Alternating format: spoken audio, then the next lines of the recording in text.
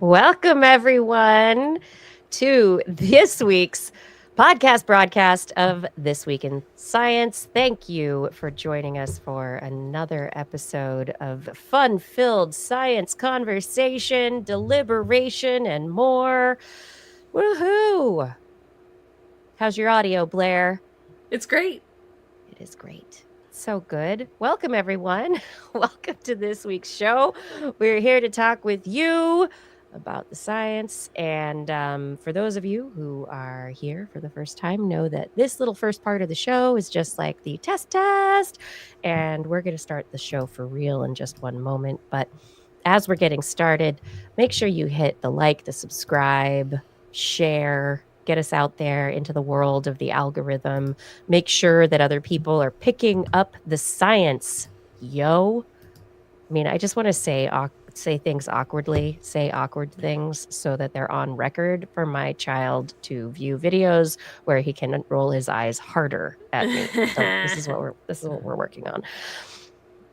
Yes, there is a little bit of a background hum. I think that's a computer fan or a fan going on in I can Blair's turn that place. off. Yes. I usually have it on to reduce background noise in the rest of the house, but I don't think you can usually hear it. I probably have it angled funny. I can go turn it off. Give me 1 second. Okie dokie. We're giving Blair 1 second to deal with that fan. And of course, while her audio is off, we don't hear it. I would love to know. Thank you for bringing that up. We probably could have done an audio sample, and we still can, to make sure that can be gotten rid of in the final edit if we can do a noise reduction later. I don't know how that'll work out. I know, Kevin Reardon, it could be the heater that I'm needing. Are you noticing me tonight? I've got my hat, I've got a scarf, I've got a fluffy sweater on. I may shed a layer or two as we go through the show and I get more animated. Okay, Yes. how's it sound? That's way better. Yes, there we go. Oh, and my backdrop just broke again. It's okay. Wait. No, it's falling down.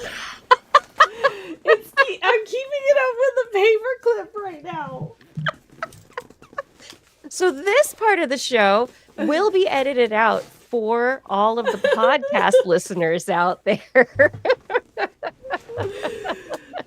Hey, sponsor us on Patreon so I can get a proper backdrop, please. Yeah, I mean, Christmas is coming and Blair needs a better paper clip. No.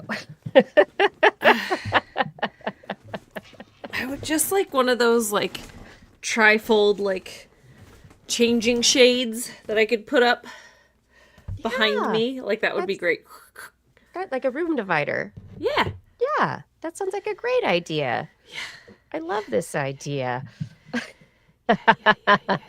I love if Rachel watches the video tomorrow as she's editing. I'm loving Paul Disney. Rachel, leave this in. This is real life, everybody. This is what it's all about.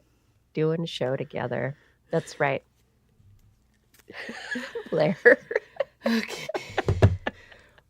You know what? I'm gonna put it on my my wish list because my birthday's coming too, and the holidays. I'm putting it on my wish list right now. Backdrop. That's wonderful. I already have headphones on here, so. Yeah, I do love the idea. I think if both of us got over-ear Princess Leia earbud headphones, or headphone covers, I think these are very uncomfortable. This is gonna be fun. Okay. No. Okay. They're too big for my ears. Oh, you need adapters for your ear. These are the tiniest ones. I guess I have tiny ears or something. I don't know. I didn't know this is a problem until now. Okay. People don't think about like the differences in the size of the ear canal. It's a very big deal. I am another person with a small ear canal, and so many wonderful technologies are made with this kind of one-size-fits-all ear ideal, and it's just like, shove it in your ear and it works. And no, it doesn't. For those of us who need a nice sensory experience in our ears, make great things for tiny ears. This is what we're asking for.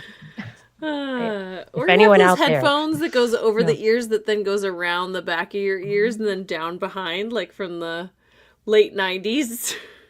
Give me some Those of are those. fancy. Yeah. Yeah. Came with my Walkman. Anyway. In the ear, behind the ear, down the neck, behind the back Yeah. sound. Okay, I got it. I think Okay. we got it. Anyway, Good to let go. me stop distracting us from actually why we're here. Why are we here? Oh, Well, let's I start the did some show. research this week, so Yeah, we have Blair back. Let's do this show, everyone. Y'all ready? Y'all ready for this? Bow, bow, bow, bow, bow, bow. I gotta move things around a little bit. I like it. There. Okay, we ready? I'm ready. You ready? I'm ready. Ready. In 3, 2, this is TWIS. This Week in Science, episode number 1038, recorded on Wednesday, November 19th, 2025. What does the bin chicken say? Anybody? I mean, somebody's going to know.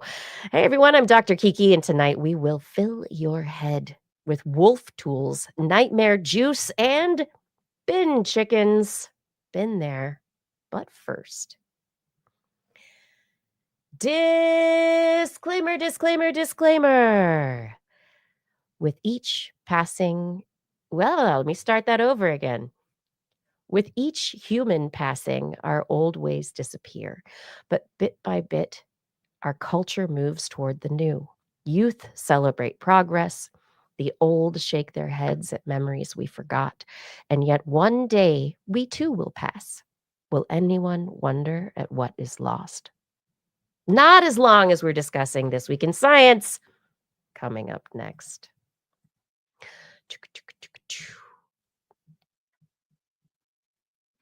Oh, darn it. Pause, start over, bloop. Audio producer fail. Coming up next. Can't get enough, I wanna learn everything. I wanna fill it all up with new discoveries that happen every day of the week. There's only one place to go to find the knowledge I seek. I wanna know what's happening, what's happening, what's happening this week in science. What's happening, what's happening, what's happening this week in science. good science to you, Kiki. And a good science to you too, Blair, and everyone out there. Welcome to another episode of This Week in Science. Blair's back. Hey. Yay. Thank you for joining us. Thank you, everyone, for joining us. I'm looking forward to a wonderful show filled with conversation and great news tonight. What do we have on the show? I've got tons of stories about artificial intelligence, aka LLMs, brains, neuroscience, a big question, ethically speaking, and the bin chicken. What's in the animal corner, Blair? Oh my goodness. Well, not bin chickens. Perhaps American bin chickens, seagulls. I also Oh. have woodpeckers and wolves and bees. Ooh, I like bees. You Yeah. won't like these ones. Oh, no. Well, great. Thanks for that. Bees you don't like. Coming up at 11. No, hopefully before then. Yes. Hey, everybody. If you're just sitting down to listen to the show right now, never done it before, make sure at this very moment in time that you are subscribed to This Week in Science. You can find us on all podcast players. Well, at least, most of the really good ones, I think. I can't say for sure we're on all of them, but we try really Yeah, hard to be all there's the probably places. some they invented yesterday that we don't even know about. I know. Yeah, there's so so hard to keep up sometimes. But we are also live streaming Wednesdays, 8 p.m. Pacific time ish, a little bit after usually we get started. There's parental duties involved. But That's on YouTube, Facebook, and Twitch, and those videos are available after the fact for you to watch if that's what you like to do, but the podcasts, we're out there, it's edited, it's wonderful, and you can find show notes, information about the stories, other fun information at TWIS.org, our website, where you can find links to our Patreon and our Zazzle store as well. You ready for the science, Blair? Yes, hit me. Whoosh!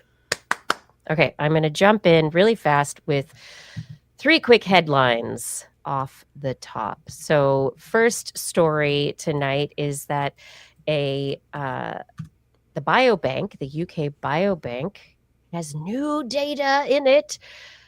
This is hot off the presses. This is coming out in the UK Thursday, right now, today, November 19th. They finally released the final set of data on 250 metabolites in 500,000 volunteers. So they've been measuring what is called the metabolome. These metabolites are created when our metabolism is working. So when we're alive, if you're respiring, there's respiration happening, then there is oxygen getting into your body, and that oxygen and other stuff, molecules from food, etc., they're all being used to give you energy, to build new tissues, to fight invaders. Metabolism is essential. And when it goes awry and you have changes in your metabolome, if certain metabolic signals change, it can indicate early aging. It can indicate disease. It can indicate all sorts of things. And these metabolites can be found in the blood. So it can be as easy as a blood draw or a drop of blood to be able to see what's going on. This is including sugars, fats, amino acids. And now this data is available to UK Biobank approved researchers around the world. How many people did you say? 500,000? 500,000 people, 500,000 people. So this is really to establish a baseline, right? To establish some normal ranges. Yeah. So that then if they measure the metabolome of me, if I'm sick, if I'm not feeling well, then they can say like, oh, these following measures are not in the normal range for these 500,000 people. So that's huge. What did they find? Was it like super variable? Was it super consistent? So this data has been, they've been collecting it for many years and releasing it in different batches of information since 2021. And some data has already led to discovery. So at this point in time, this is just, they've done the assessment, right? It is not actually, this particular release is for researchers to go in and look at and to ask questions and see if they can figure anything out. Got So it. these are simply like 50,000 hours of monitoring the blood of 500,000 people to be able to get 250 molecules, data signals over that time. And the researchers now can look at this data set is really what's happening. But historically, what they've been able to see is that a blood test can reflect an individual's risk of developing diseases like type 2 diabetes. There are ways of predicting and preventing future heart disease based on early assessment of these metabolites. And in that particular study, they identified thousands of people in the UK over 10 years who would benefit substantially from earlier treatment. Also, they were able to understand the metabolism and the gut microbiome to increase risk of depression, and also to give an indication of biological clocks, metabolomic clocks, so how biological age can differ from chronological age. And a lot of this has to do, poor diet, because the metabolome is really indicative of a point in time, what your body is doing as it's working, right? When you look at a factory, a manufacturing plant, right, it would be like measuring the gases that come out of that manufacturing plant. So what are the things that are coming out in your blood from just existing? Mm-hmm. And what does that mean? That you're a dirty factory or a factory? I don't know. Oh no. Sorry, I didn't mean to use sensationalistic language. No, but you're No. right. Like that is ultimately the question is like, is your body doing what it's supposed to be doing or is something awry? Yeah. Are we expelling things we're not supposed to expel? Are we burning things incompletely? Like what is Mhm. Totally. Yep. goodness? Well, that's Yeah. great. I mean, like, so that's really the question that I want to know is exactly what I asked. Like, can we use this data to establish a normal range to Mhm. measure somebody who's not feeling well against? Right. So if you can use genomics or genetics and metabolomics, then hopefully together the combination of genetic predilections and what's happening in the metabolome, you can look at the risk of disease. If Mm-hmm. you know, say, in my family, I have a higher risk of multiple sclerosis. But if I could measure certain metabolic, products from just living and how those correlate to my genetic predisposition, if something changed in a particular way, could that lead to, Right. "Oh, oopsie, stop drinking wine, Kiki." No.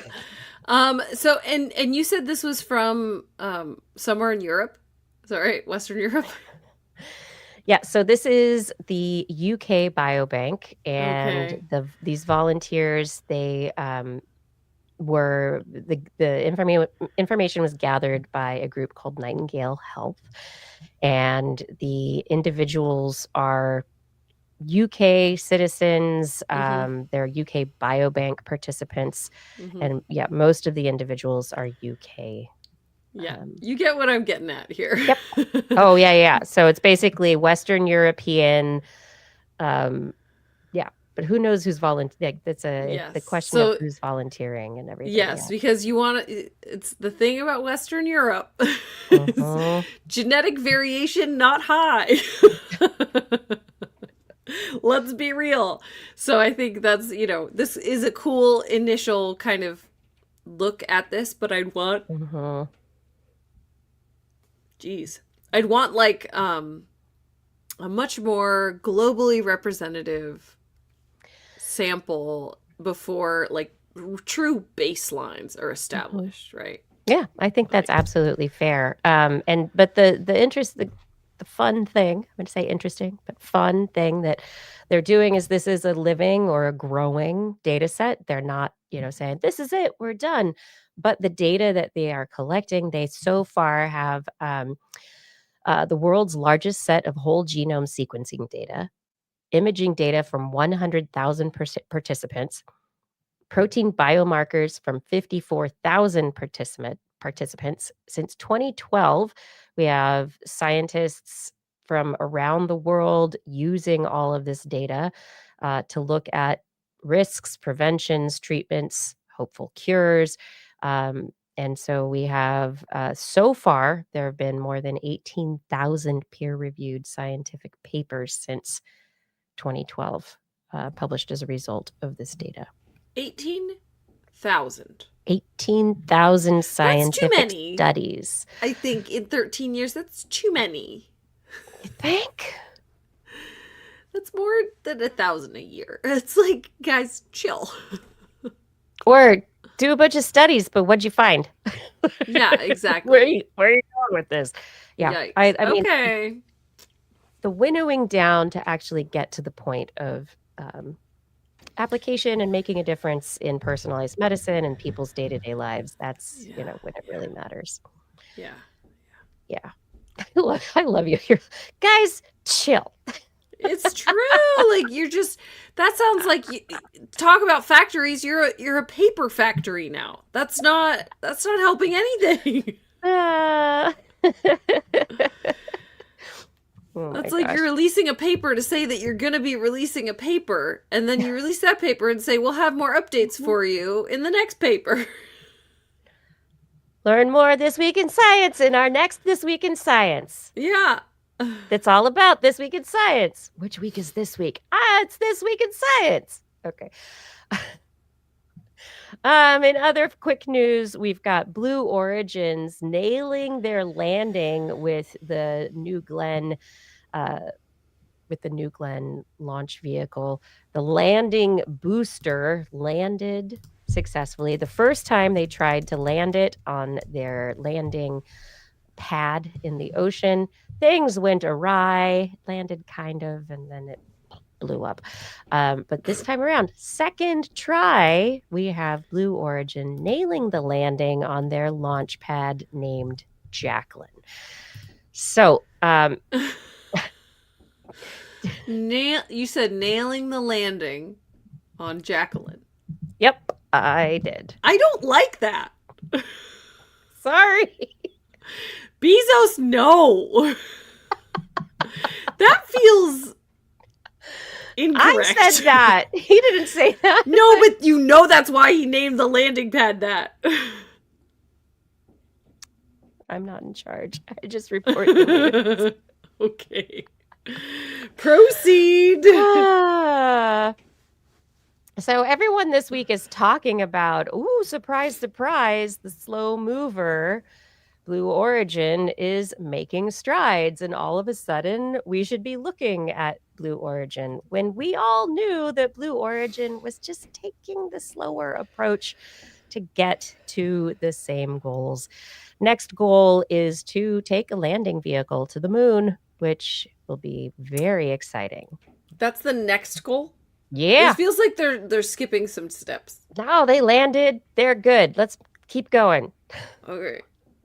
But their goal also is similar to SpaceX in having reusable landing booster or launch boosters so that eventually it'll bring down the cost of our space travel. And Blue Origin is also very, very focused on developing these vehicles that will get us to the moon, back to the moon, that will be taking us to the new space station, whatever it is, that will be taking us to Mars, maybe.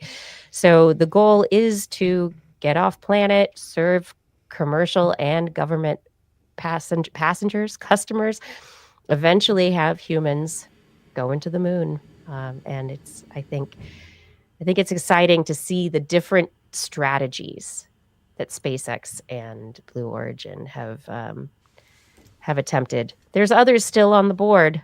Space is big, so I think there's room for competition.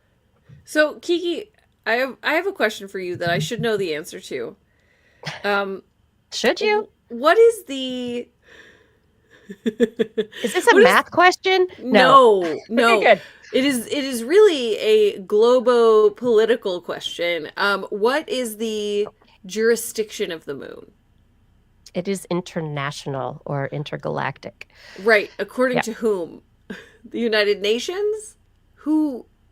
Yeah. So there are United Nations treaties. There are agreements related to space, planets, moons, etc. Okay. We're not looking at manifest destiny on the moon, right? We're not looking at like staking claims on the moon. It's gonna be like Antarctica, I think. Okay. Where it's going to so. be, there's going to be collaboration, but when you look at Antarctica, many countries have different bases in different locations. But that was deemed acceptable by like an international panel, basically. They were like, yes, you may build this here. Yeah. So that is how that would proceed.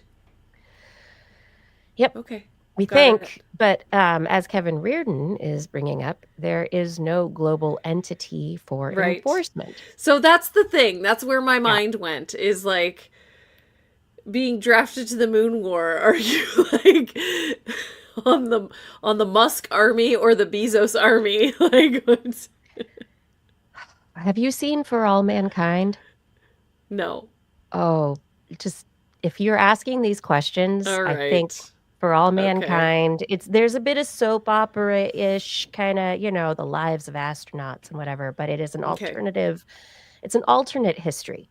And I see. the story that it tells hits so many cultural issues. Mm-hmm. It's, and some things are very, very close to reality and other things are super far off, but you can see the way that people and power dynamics work. And the script is, for the large part, I think, it's an amazing representation of, our trip into space. And so with all the human foibles and everything. So Okay. yeah, I have so one I recommend other it. I have one other perhaps very silly question, but maybe it's a legitimate question. I don't know. We're doing it.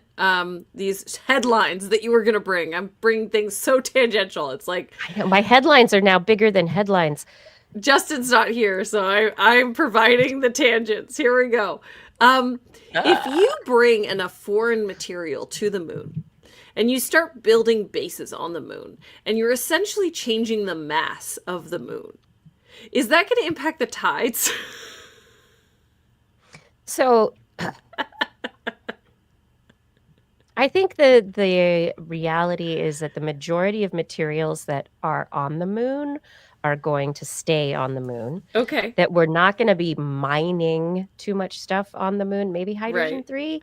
I feel like we're going to bring But stuff though, right? If we're going to build. but that's going to be a small percentage of Okay. the total mass of the moon. So the idea is that the amount that we take to the moon is minuscule in In comparison to the percentage. Okay. actual mass of the moon. The issue would be, like, say, with asteroids and comets, the goal is to mine them, right? That we Mm-hmm. could potentially use these intergalactic, not intergalactic, well, interstellar Mm-hmm. comets, but solar system asteroids to be able to get materials and bring them back to Earth.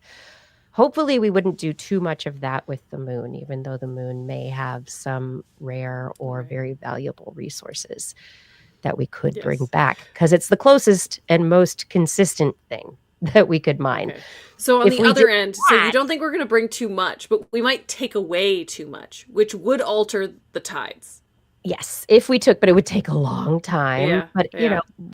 if we think about it, this is the kind of question that's important, because once upon a time, people didn't think that we could even impact the environment on the Earth. That the Earth was so big that we were just here and we weren't, Right. oh, we could build a dam, but that doesn't make a damn bit of difference. Sorry, had to.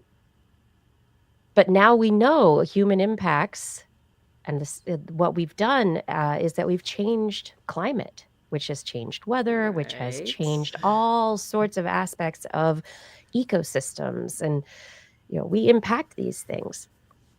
Yeah. Long Koenig is saying the moon is already moving away. That's a natural aspect of our relationship Right. with the moon. But if we were to, I mean, it would it would bias the relationship more if we were to take stuff and bring it back to the Earth too much. There's here in the Willamette River in Portland, there's a place that we cross over. It's called Ross Island, and there's a company there that's like a gravel company, and they've been digging stuff out forever. And I thought that naturally it was an island, Ross Island Bridge, that was an island. It didn't used to be. They made it an island because they took all of the material and they put it other places. This is great gravel. So you do that to the moon. I mean, just think, it happens over time. Suddenly you're having to, are we going to repatriate materials to the moon to make sure that we don't lose it faster? Yeah. How are we going to send the garbage over? But then are we also balancing it out evenly with what we're putting there? And so many of the resources on the moon, and the way that we're thinking about the moon is that the moon is going to be a launch pad for going, for going to asteroids, for going to other planets, that it's going to be a base of operations for some really interesting stuff. And maybe for commercial interests, it becomes a hub. And if we're doing all of that there, the oxygen, the the helium-3, the resources that are on the moon, those stay on the moon recycled and used sustainably. And hopefully the moon will help us become a more sustainable species. Right. Okay. All right. Yeah, Well, I'm bringing it back to Earth, you know. sure. Okay, well, we'll see. We'll see what comes of the Moon Wars. Yeah. And in the meantime, there's some pretty pictures that have been released by NASA of the Three-Eye Atlas comet, the interstellar interloper that everybody loves and wants to think that it's aliens or a spaceship or, whatever else, but it's not. It's just a interstellar bit of stuff, and it's just wonderful that NASA is Oh, I see. It looks like a saucer. bringing these images to us so that we can see them. Yeah, so I'm going to share some of the images here. From a distance, from Mars, it passed by Mars at 19 million miles, and it was fuzzy and like a single bike headlight in the fog. Then you have the distribution of elements, hydrogen, how it fits within what we see as interplanetary, Mars, the hydrogen source of these elements, and the spectrometry of that. MAVEN spectrograph distinguished the comet's hydrogen from interplanetary and Martian hydrogen, that by separating each source by their speed, which is really interesting. So the comet, it's just confined in its own kind of thing. The NASA Perseverance mission also got a picture. It's a smudge. That's great. 18.6 million miles away. We've got some really neat images from NASA, the NASA Stereo mission. We've got a bunch of fuzzy, noisy stuff, and it's a kind of bright, fuzzy orb in the middle that you go, ooh, what is that? Is it an intersolar system pimple? I have no idea. We have other images of how it's moving through the sky. We've got it moving over a couple of days. Again, little bright dot and a smudge. But if you are interested in looking at those images, NASA has a lot and wants to share them with you so that you know that it's just an interstellar interloper. It's not aliens. It's never aliens. Yeah. I've warmed up. Thanks for letting me warm up. I got the audience warmed up for you. So, what do you want to talk about? Hey, have you ever screamed at a seagull? I have. Okay. Did it help? Me or the seagull? Did it make the seagull leave? No. Okay. Nope. Great. No. This week, a study out of University of Exeter showed that shouting at seagulls make them more likely to leave your food alone. But they don't Now, leave. The reason I asked you that question, Kiki, is that, as everyone knows, I've worked in zoos and aquariums. And you've shouted at seagulls? For 20 years. Yes. In the Bay Area, where there's lots in the Bay Area, of gulls. lots of seagulls. I also worked, the aquarium I worked at was on Pier 39, Seagull Central. I have a lot of experience with seagulls, and seagulls stealing food directly out of my hands. Seagulls knocking down toddlers to steal their French fries. Seagulls not caring. I've told you about the gull that decided, because I was picnicking on the beach in my bare feet, that it thought my toe was food. Mm-hmm. Yeah. Yes. We've told that story. Screaming at that seagull certainly didn't help. No.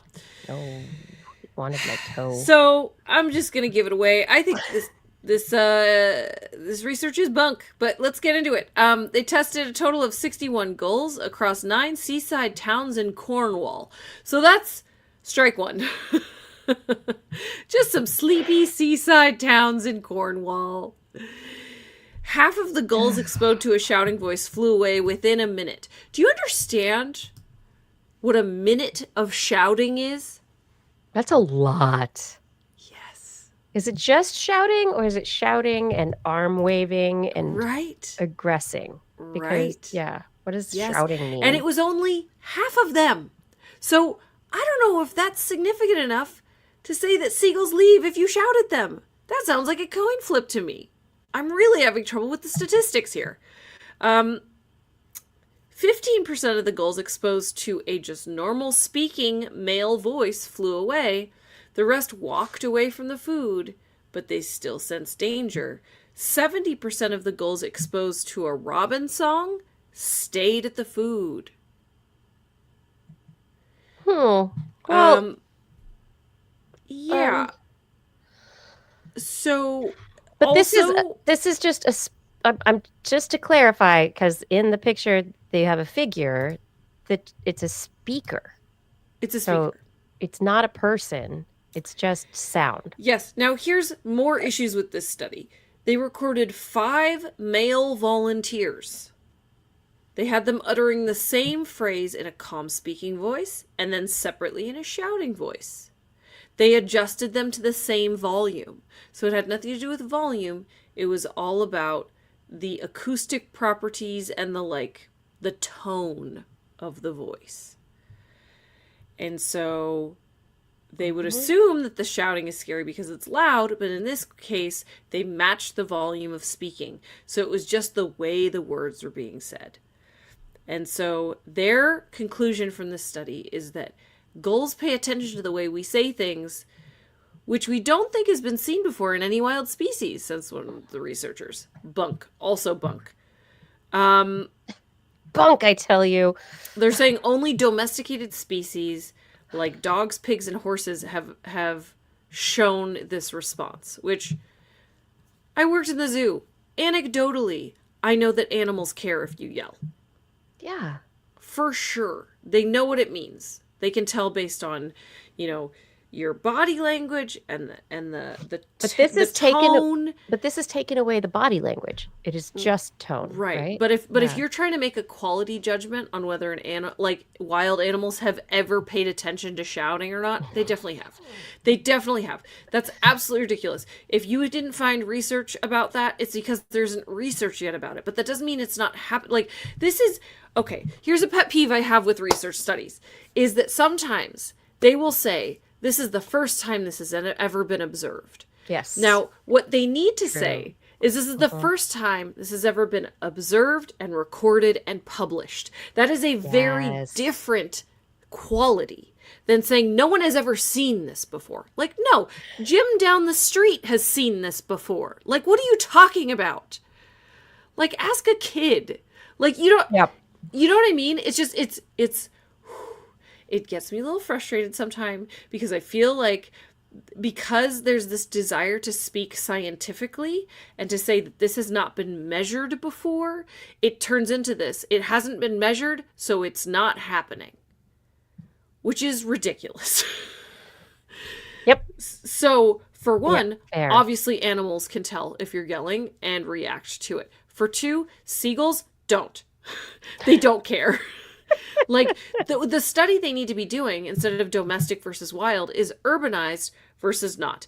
Is city seagulls in San Francisco versus seaside seagulls in Cornwall. That is the research that needs to happen. Also, not just male voices, guys. What are you doing? Only male voices? Why'd you do that? You tried to reduce a variable, but really, you can't draw any conclusions based on that. All you can say is that half of these seagulls responded to these particular recordings. That's the conclusion that you have. So, two observations and questions based on this so far.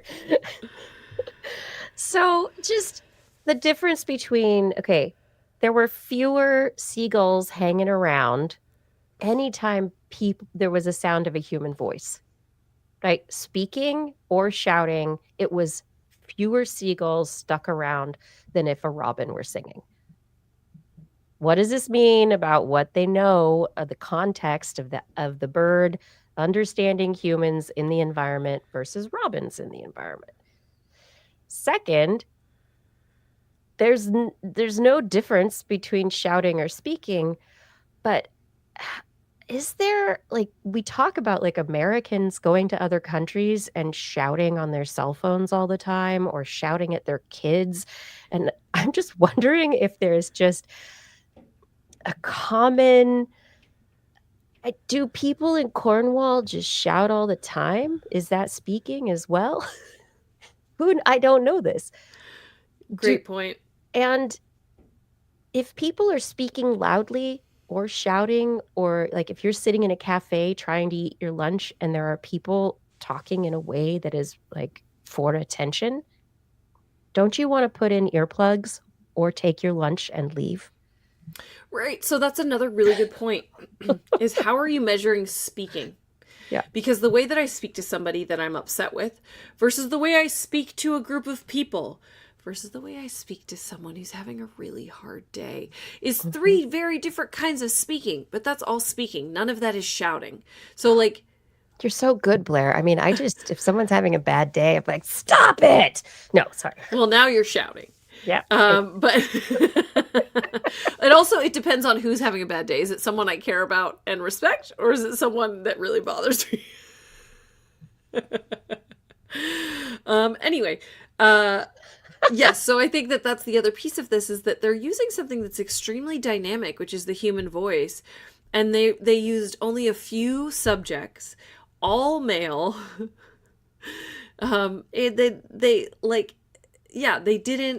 They didn't qualify what kind of speaking they were doing.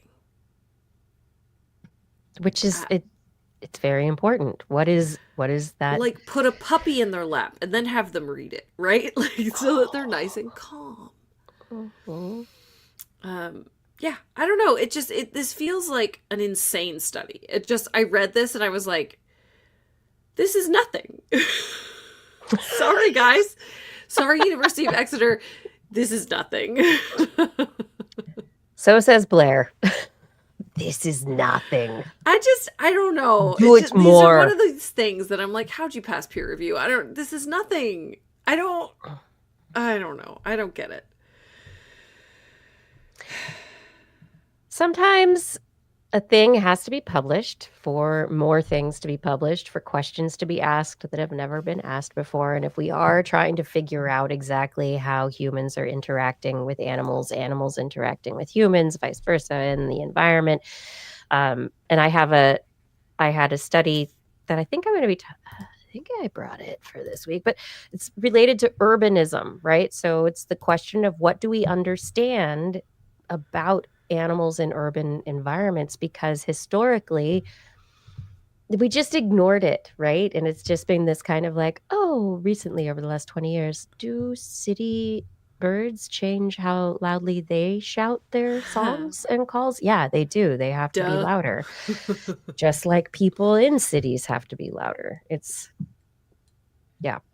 So it's all very, it's fascinating, the science and the stuff that you're like, what are you doing? And in this study, what they've done is they have gotten away from the body language of humans to just focus on the acoustic elements, but I don't know if they actually have, I don't know the study, so I don't know if they've really isolated the acoustic elements of import. Well, and I wouldn't even call this a well-done study because, like I said, from my experience, city seagulls don't care if you yell at them. So it actually disproves what they're trying to say here. So you have this huge variable, which is this specific subset of seagull. Yeah. So you can't extrapolate that to anything. Like, it later on in the article, one of the researchers commented like, very rarely will a seagull steal food directly from a human. What? Like, I guess They your are Cornwall big pigeons. seagulls. Your Cornwall seagulls are like really polite, I guess. Cheerio, can I have a French fry? No? All right, jolly good day. Like, no. It's What not how tried to seagulls eat work my here. toe? Yes. Yes. This is a San Francisco Yeah. seagull, y'all. Yes. I told you they'd knock over toddlers. Yes. They're So big yeah, pigeons. it's a very, not my experience, I'll tell you what. Anyway. I think it's lovely. Thank you for that. So fun. Herring gulls, though. I mean, this is one species of gull, and maybe what we need to do is a comparative study of the Western California and herring gulls that all frequent the San Francisco Bay Area and other parts Right. of California to do a Yeah. similar study. Inland country gulls versus coastal city gulls, Right. See, that would be a study. right? Let's go to different locales and do this and see what happens. Absolutely, yeah. Yeah. I don't have any herring for the gulls, though. Sorry. What I do have is a study about bad references Mm. because they were large language model generated. Woohoo! Isn't that fantastic? The reference was? Yes. Oh, Yeah. So we've talked about the work that's been done over the last couple of years, and the work is increasing. The amount of researchers studying the veracity and the impact of these algorithms, these probabilistic database algorithms, on the work that we do. We're going to see more and more of it as we move forward. And I think it's important because we need to know what we're dealing with. And right now, all of these models are, for good or for bad, they're black boxes, right? There's stuff goes in and then slop comes out. And then they eat their slop and it's like sloppity Yes. slop. And Yes. so it's like eventually you're just sewer slopping. And that is the internet of the future. And do we want this to happen to science? No. Yet researchers are using LLMs and other chat models like GPT-4 alpha, whatever, chat GPT-4 and after, to not only give them lists of references, but also to fabricate complete articles that are then submitted for publication. And so we have seen the number of these falsified articles being reported in the literature. We have seen stories about the fabrication and inaccuracy of the bibliographies, of the references that, hey, they just made the chat whatever model made up what it wanted to fit the situation. And so these researchers, for this particular study that has been published in JMIR publications, mental health, they looked at, title of the study, influence of topic familiarity and prompt specificity on citation fabrication in mental health research using large language models. So they're using GPT-4 Omni outputs and wanted to examine the frequency and nature of citation fabrication and bibliographic errors in the outputs when generating not just bibliographies, but literature reviews on mental health topics.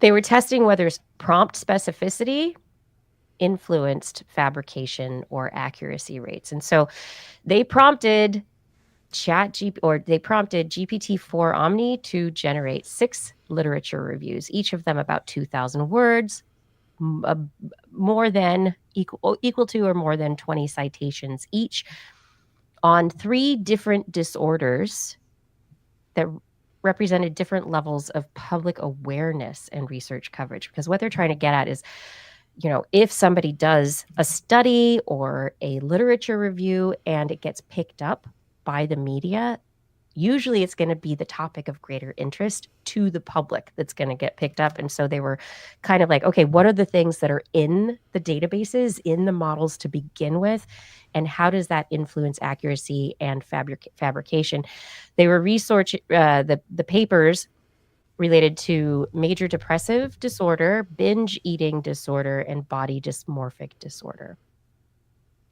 And so they wanted also for each of those 2 levels of specificity, general overview, and a specialized review for digital interventions or specialized treatment or something like that. So they looked at all the citations for these 6 reviews that were fabricated. These are not, written by a person. They were written by GPT Omni. And across all of them, and looked at the reviews, verified them across reference databases, basically, and then to classify whether or not they were fabricated, real with errors, or fully accurate. And they also compared that to disorder and review type. So it's a really interesting comparison of all these aspects. Anyway, they found across the 6 reviews, 176 citations were included. 35 or 19.9, 20% were fabricated. Among the real citations, 45.4%, 64 of them, contained errors, most frequently incorrect or invalid digital object identifiers. So like the link, the DOI, certain tags that validate the studies or the citations that are being cited, so that somewhere along the way, the model is wiping the digital object identifiers that are necessary for real confirmation and the validation chain. Fabrication rates also differed by disorder. So binge eating and body dysmorphic disorder had higher rates of falsification or fabrication than major depressive disorder. And there were also higher fabrication rates for specialized versus general reviews of binge eating disorder. Accuracy rates also varied by disorder. Lowest for body dysmorphic, highest for major depressive disorder. So there was the highest accuracy for major depressive disorder.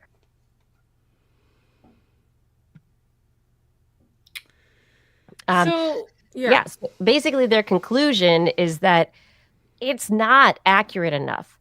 And that if you're creating a system where the data is going back into the system, and you're also giving information to the public, issues about mental health that are going to influence psychiatric care, treatment, or the way that people live their lives because they've gotten health information from the internet, from whatever. Or the way the government makes decisions, or absolutely. So, so I could be wrong, but I have the vibe, I have the feeling that the LLMs weren't this bad a couple of years ago. I feel like you could. They didn't have as much data either. They hadn't. No, they hadn't eaten as much of their own slop. Right. So one thing, they hadn't fed themselves garbage, but also I felt like they were less likely to fabricate, and they were just more likely to not completely respond or do a partial response or to say I can't find that or something like that. Those were also earlier versions, right? Yeah. So along the way, right? Yeah. They've lost their way. There was some point that these people building these models should have made sure that the emphasis was on being correct and leaving gaps when they didn't have information versus fabricating information. And somewhere along the way, the pressure was put on, or the emphasis, I guess, was on a complete answer versus a correct answer. And I feel like it's that whole thing that years ago I brought up. I saw this guy on some Wirecutter video or TEDx or something, or Ask an Expert, I don't remember what it was, talk about how he was an expert in large language models, and his theory was that the current iteration of quote-unquote AI was going to collapse. And so I think this was what he was getting at, was that it's not good enough, and so it's going to continue feeding itself the same Yep. errors, and the errors will get larger and larger and larger until the entire system collapses. Yep. The question is, what will collapse with it? Like, are we going to be unable to parse out real from AI generated items? Are we going to be unable to parse out AI generated articles from real articles? Are we going to be unable to parse out AI generated fiction from human generated fiction, right? Like, how are we going to be able to like scrape back to where we were if this version of AI language models, if they collapse? Yeah. And secondarily to this, there is an entire study out this week related to a survey of novelists, fiction writers. 50% of modern novelists, this is based on their survey, of course, are convinced that AI, these LLMs, are going to replace them. So your comment about, human generated or AI generated fiction, or even nonfiction, how are we going to know? This last week has created an entire controversy around artificially generated music. Right. Spotify has several artists, quote unquote, that have had successful songs according to the metrics that Spotify uses for success. Which is partially Spotify forcing those same songs on people. It's like over and over. They shoved them into playlists and they didn't have to. So why, because they don't have to pay the AI artist. Right. That's why they're doing it. Yes. So anyway, yeah. Hi, capitalism. What's going on? Why isn't my AI answering annoying emails, doing my taxes, like doing the things I don't want to do? Why is it taking away my art? I want to do art. Right? This is the point. And so I feel like there is an interesting split that's going to happen. People are talking about authenticity and how in music, digital is not, it has been a way for artists to find new audiences, but what's going to happen is that the real world, concerts, real experiences are going to be the things that matter to people because they're the experiences that can be shared with others. And where artificially generated music or art can fill in it can fill in the hold music. It can fill in your background on your computer if you don't care about that stuff. Like, there are places that it's a gap filler, but when it comes to human interaction and the reason that we interact with art and music and these things, it is about the humanity. It's not about, and of course there are going to be people in weird clothes being awkward with each other at art galleries talking about their generated art, and it's going to be full of art talk, and they're going to make money. They're going to, Bitcoin will change hands, whatever. They'll feel fancy. The rest of us, we're going to go to a club. We're going to invite somebody over to our house for a piano recital. We're going to enjoy art together. We're going to make art together. There's a reason you go to see a band live, even though some bands sound better live. Okay. Yeah. That is true. But some bands do sound better in the studio. But you still pay to go see them live. Agreed. Why is that? Because it's part of the experience. The people. The people. It's the other fans. It's being a part of all of that. And having a real life experience that is different from every single day when all you do is just listen to that song in your commute that's so droning and over again. And you really, it numbs. Right? It's different. It's novelty. It's important to your brain. You know what I was thinking about actually recently that's related to this is the radio. So I recently have started to think, I really miss listening to the radio. Why is that? It's you have Spotify, you have your AI DJ, you have their automatically created playlists, you have all this stuff. It's shoving new music at me, sure. But there was something about a human spinning discs or shoving tapes into holes or whatever it was they were doing, clicking play on their laptop. I don't care. But that they were like, I feel like playing this after this. That was just like a human element that is completely unreplicable. Yeah, human curation.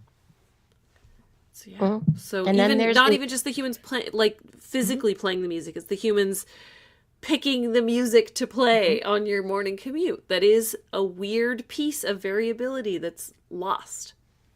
It's not lost. You can find it on your public radio stations to this day.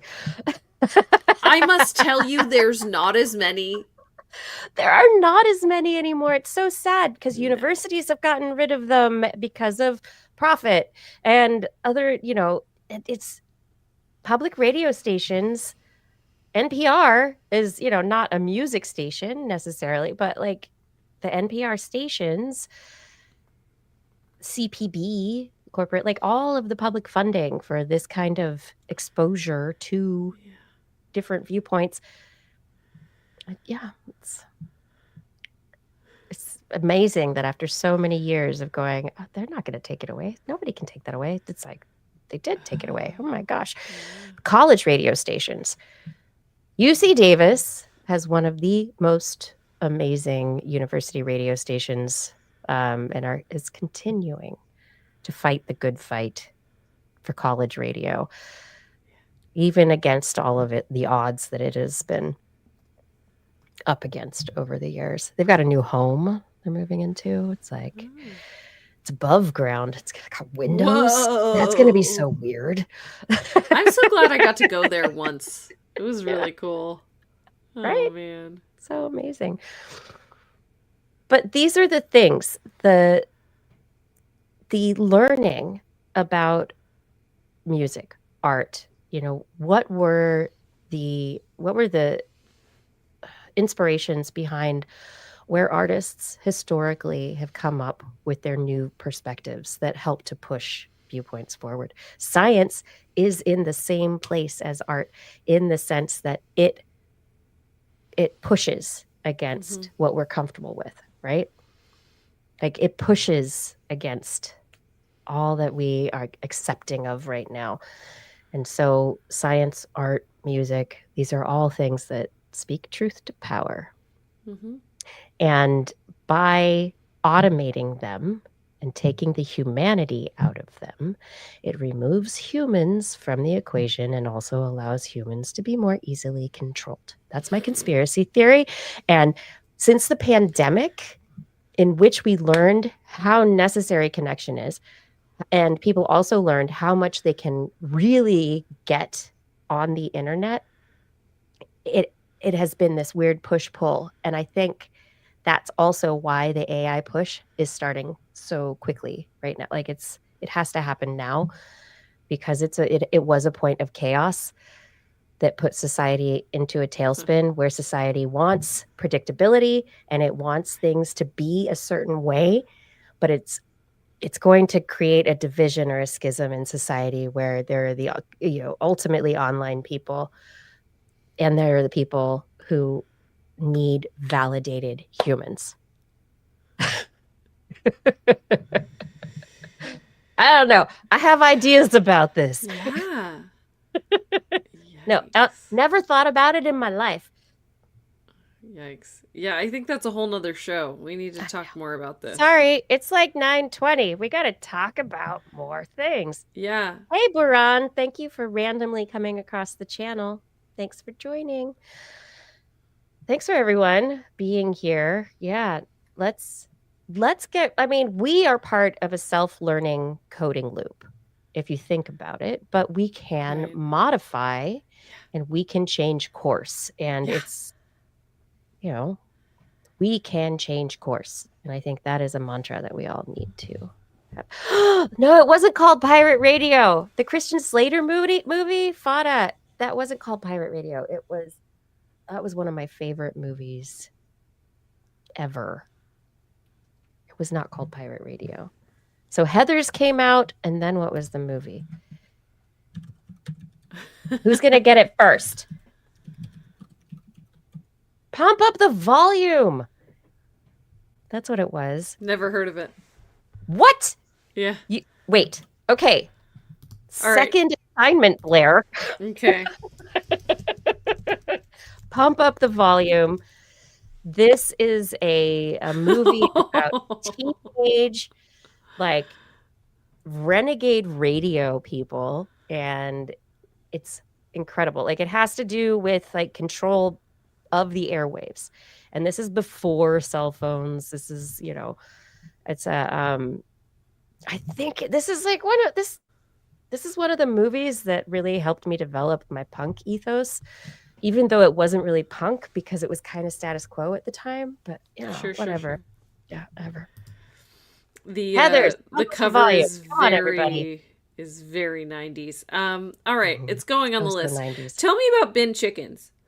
You want bin chicken now? Yeah. So last week I was on Blue Sky and I was like, what's in my science feed? And I'm scrolling down the list and I found the announcement of a paper. Bin chicken, targeted metagenomic co-assembly for the efficient recovery of novel genomes. And I went, okay. So what they're doing is they have a new methodology for if you get like a sample from a mud pond of being able to look it up against reference genomes and then be able to go bloop, bloop, bloop, bloop, bloop, put things together and highly accurately be able to identify organisms, be able to identify novel organisms. Bin chicken, the issue is low abundance microorganisms are often missed due to insufficient genomic coverage. So the bin chicken is an algorithm that substantially improves genome recovery through automated targeted selection of metagenomes for co-assembly based on shared marker sequences derived from raw reads. Basically, they take these reads of the genome sequence, look at shared sequences, look at divergence from known reference genomes, and then with the algorithm prioritize and recover new genomes. This is cool because new genomes means new organisms. They applied bin chicken to public metagenomes, co-assembled 800 sample groups, and got 77,562 microbial genomes. The first genomic representatives of 6 phyla, 41 classes, and 24,028 species. So these are brand new microbial species added to the tree of life. Great. This is new technology. There are groups all over who are doing this kind of work to develop these algorithms and these ways of identifying what we can't see, right? Based on the base pairs, the amino acids that are present in a sample. And I love the algorithms because they're like, oh, this is what we have and what we've measured, but there's this other stuff in there. And so I was like, oh, interesting. Why is it called bin chicken? That was my question. And this is where the story veers because I started looking up, and apparently in Australia, Yes. the white ibis or the Yes. Australian white ibis Yes. is like a pigeon, is like a seagull, gull. It is called a bin chicken. It's also called a tip turkey. There are multiple names for the Yeah. bin chicken So in do you know Australia. why They I also know what a say bin chicken is? Sandwich snackers and picnic pirates. That's all. Yes. Picnic pirates. I know because this is really embarrassing actually because of Bluey. There are bin chickens on Bluey. Yes. So Bluey's Yeah. Australian, right? Yes. And Yes. so with a child, you obviously would Yes. Yes. be I'm not familiar watching it on my with- own. I will tell you that. There are some kids shows that I discovered with Kai that I was like, I actually would watch this on my own. I might. I don't think I'd start on my own, and I don't think I'd admit to it. But it is good. I enjoy watching it, but it's because I have a child. So I went on a bit of a rabbit hole, and I think this is the interesting aspect of the cultural perspective where now we have a metagenome algorithm that's called bin chicken that may help us discover new species from the garbage. From like the trash bin of genomic history. Uh-huh. And these bin chickens, these Australian white ibises, they've become known for being very well adapted to garbage bins.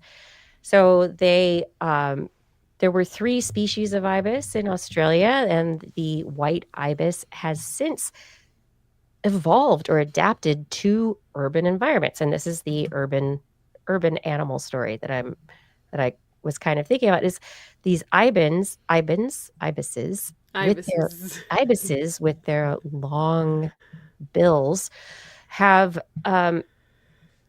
become refined to take advantage of different resources like garbage bins.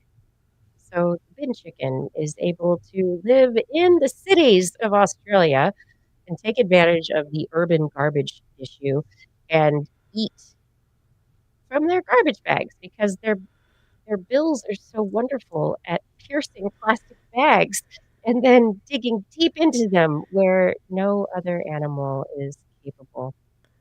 There's another piece too, which is they're bald. Yeah, so they're like Which is vultures, right? exactly. So it Yes. helps them they could stick their whole head into the garbage They're and get scavengers. covered in a bunch of muck, and they won't mess up any feathers. It won't impact their ability to thermoregulate. It won't impact any. They're good. They're fine. So the bin chicken has a wonderful sound. That it blends in with city traffic very well. They don't Yeah. act like raccoons. They're not cute like that, but they What? will knock you over. So, all right, we gotta have a conversation real quick. You think raccoons in the garbage are cute?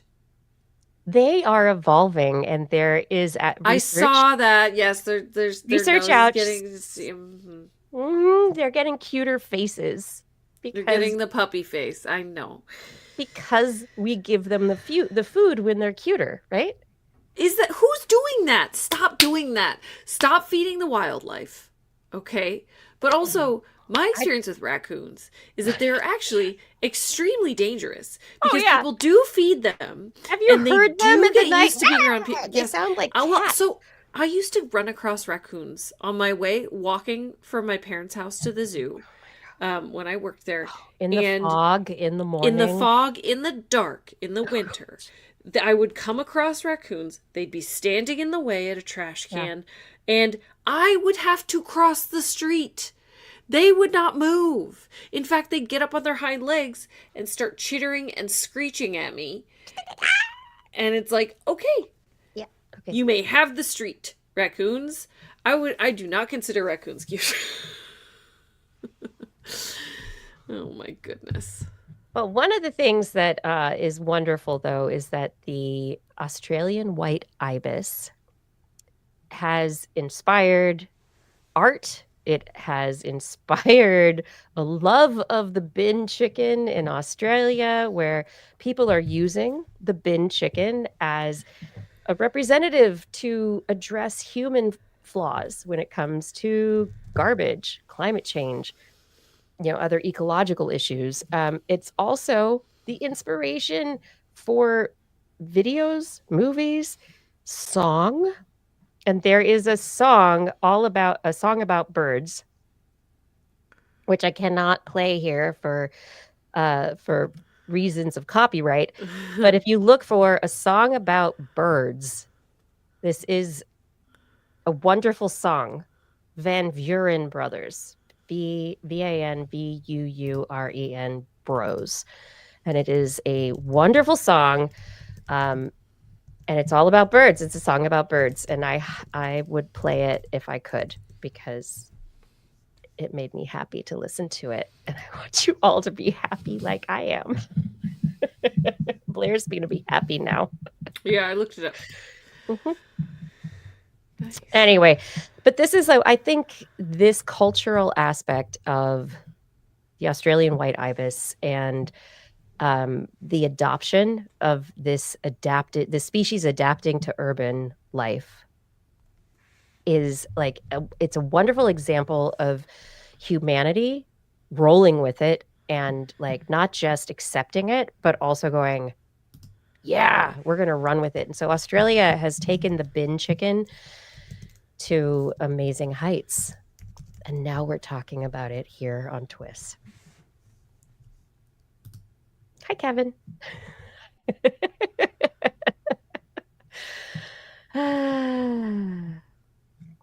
Yeah. Anyway, bin chickens. That's what we got here. Everyone, this is This Week in Science. We are not bin chickens. We are enjoying talking about things for a wonderfully long time tonight, and I hope that you are enjoying it as well.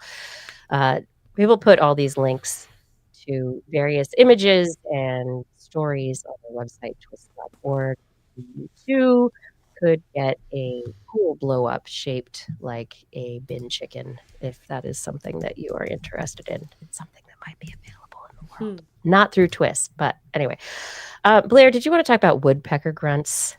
Why don't we just enter the animal corner at this I was juncture? thinking that it was about time for that. So please help TWIS in this time of giving and thanks.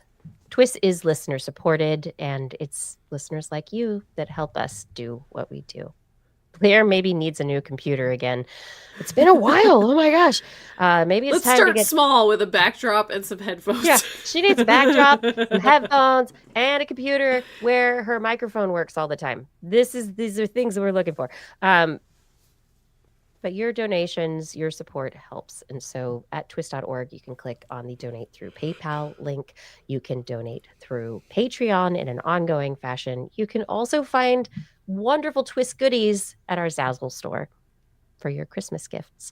So we can't do this without you. We appreciate you being here. We appreciate your support. Thank you. Thank you for so much. And now it's time to come back for that time in the show that we love to call, that we do call, Blair's Animal Corner. She loves our creatures, great and small. Biped, millipede, no pet at all. You want to hear about animals? She's your girl. Except for giant pandas and squirrels. There's Animal Corner. What you got, Blair? Well, I'll start with those woodpeckers. Woodpeckers, they peck. Really? Thanks. Oh no, I was looking back through because I remembered reporting on woodpeckers. It felt like recently, but then I looked it up and it was like, I don't know, 7 years ago or something. Anyway, woodpeckers, they have this kind of traumatic way that they peck trees, where the amount of force that they are putting behind these pecks. There's been a lot of studies actually looking at, like, are they getting brain damage? How are they not getting brain damage? Is their head like a helmet? No, that's not it. Do they have like extra muscles or calcification in their neck? No, that's not it. Oh, so for the most part, what's been figured out is that they just kind of tense their whole body.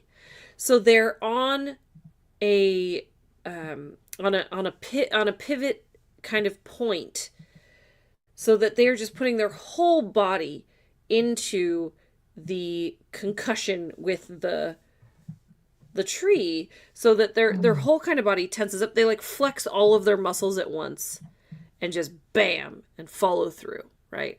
And so recent study, so silly, found that woodpeckers grunt and use their muscles in the same way that athletes do when they exert themselves. Oh my gosh. So they caught 8 wild downy woodpeckers. They filmed the birds with high-speed video over 3 days. They recorded how they drilled and tapped on a piece of hardwood. They measured electrical signals in their head, neck, abdomen, tail, and leg muscles to determine when those muscles contracted.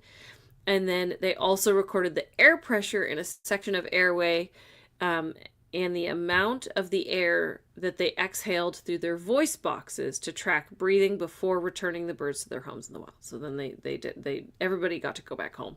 Gotta love a study like that. They found that the hip flexor and the front neck muscles are essential to this process, which propels the bird forward as they drive their beak into the wood. So this kind of backs up those previous studies that we were talking about, where they're just kind of tighten it all up and They're banging martial their head. artists against trees. Yes, that's correct. Like It's all in the remember hip. the 1-inch punch from Kill Bill? It's like that. Exactly. Yeah, okay. So anyway, you exhale yeah. or grunt, and it's from the hips. Yes. 100%.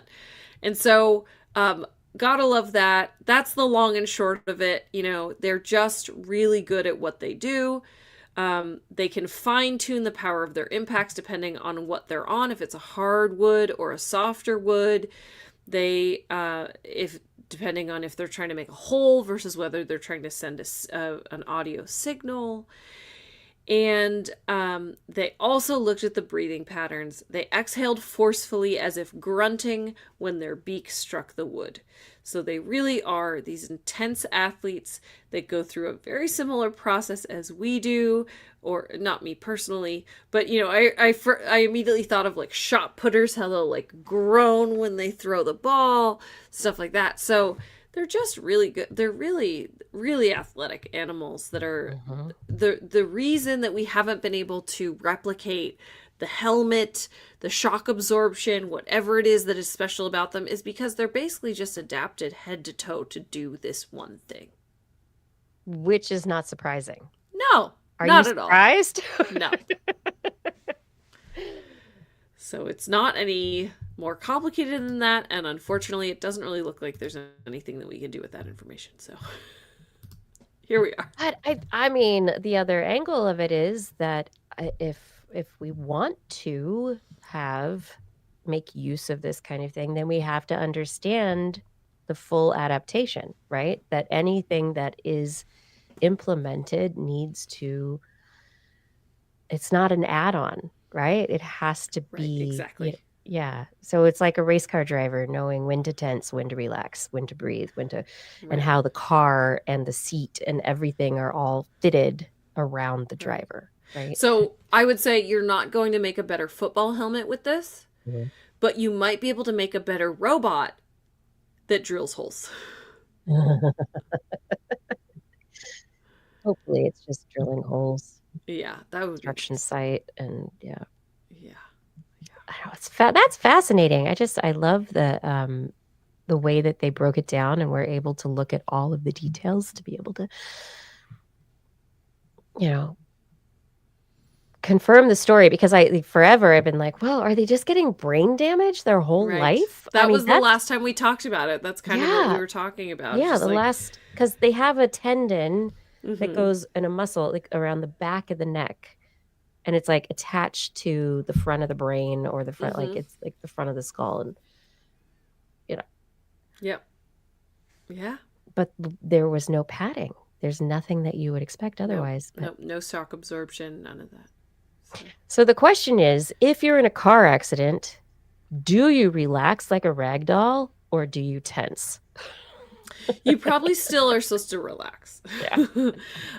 This is not something Just that I'm exhale. an expert in, but you are not a woodpecker. You are not finely attuned to trauma while tensed.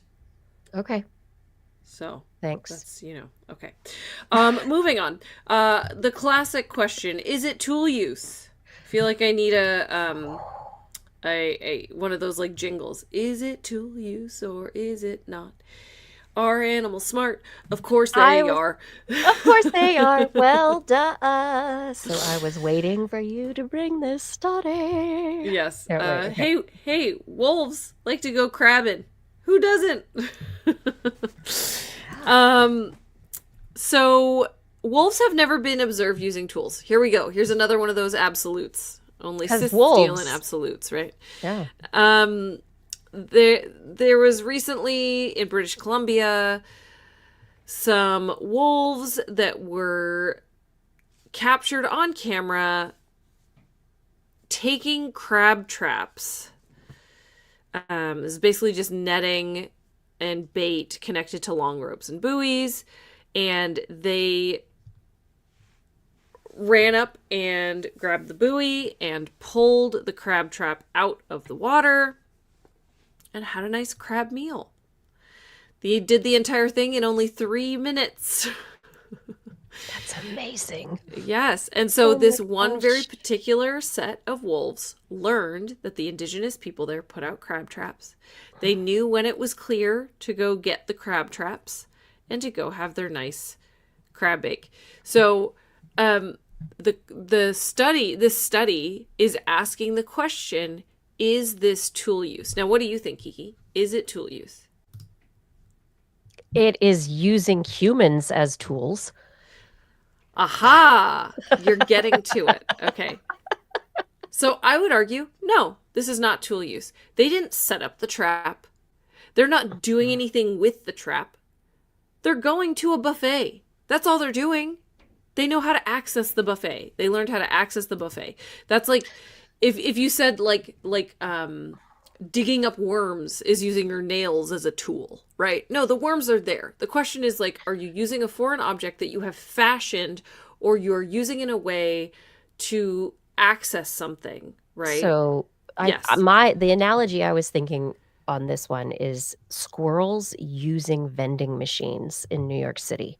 Okay.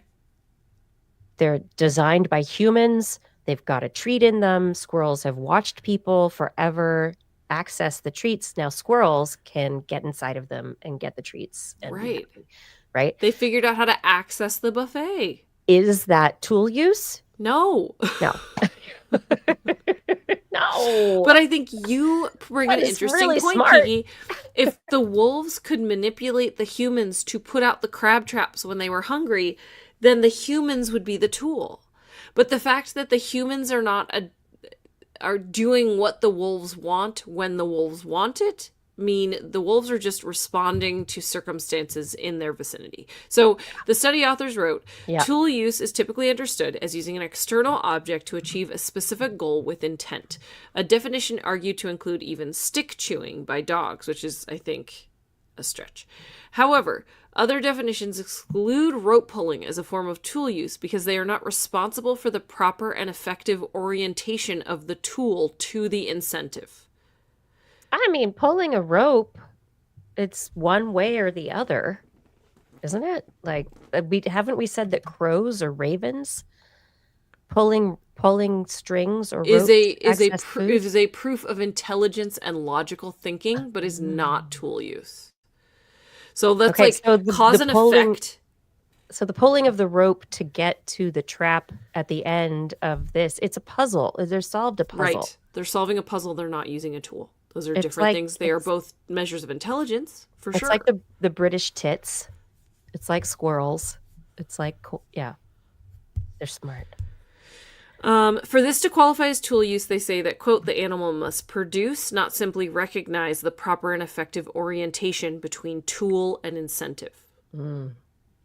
So that's the other piece, is that, like, if they push the crab trap into the water, caught a crab, and then pulled it out, that would be tool use.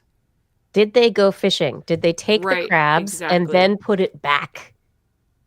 They also don't know Yeah. if it's just one wolf or several wolves.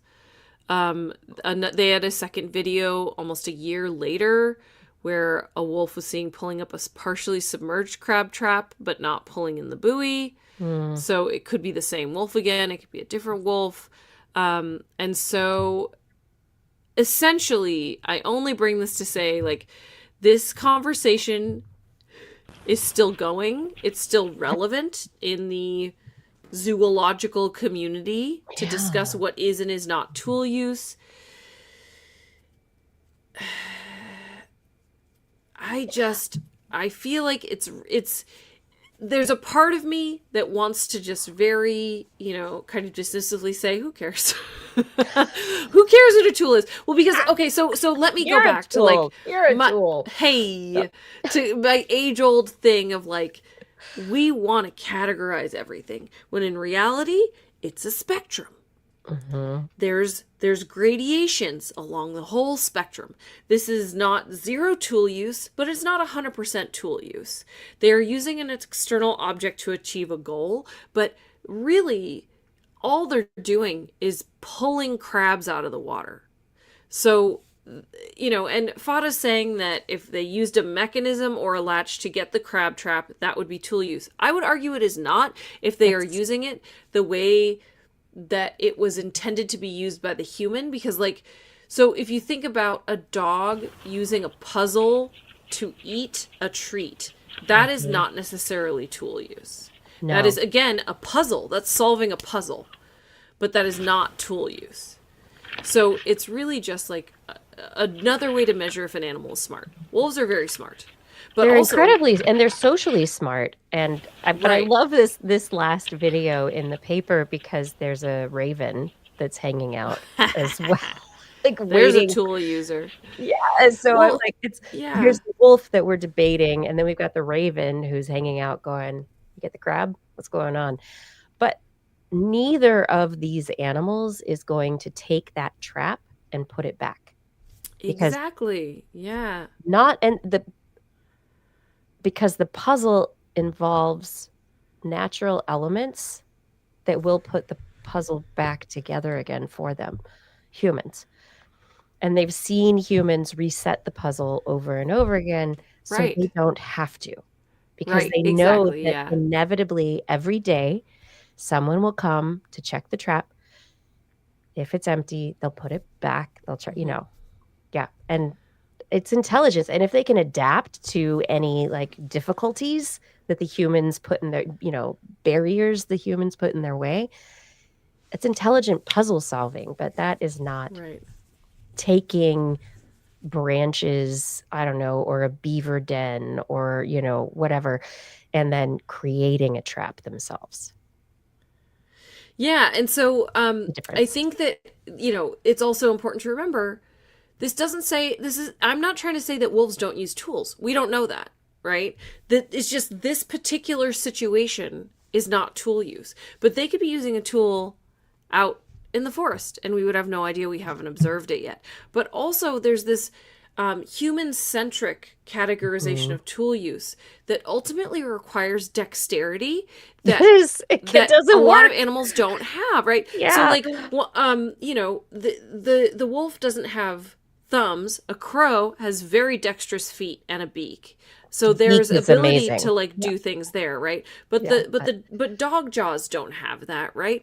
But then I will also bring out one of my favorite instances that the scientific community did not call tool use, but I consider tool use, was a teeny tiny bat using a blade of grass that was curled to amplify their calls.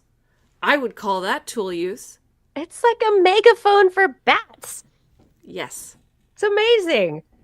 Yes. Yes. So, okay, so cool. So Lon is asking an interesting question. Yeah, next point. Yes. Yeah. If a human child uses a spoon to scoop cereal, is that tool use? If the spoon was already in the bowl, is that just puzzle solving? So this is part of that shades of gray thing, right? Yeah. So for example, where do you draw the line? You gave them a spoon and a fork and a knife and some chopsticks, and they chose the spoon for the cereal, is that then tool use? Because they chose the appropriate tool for the task.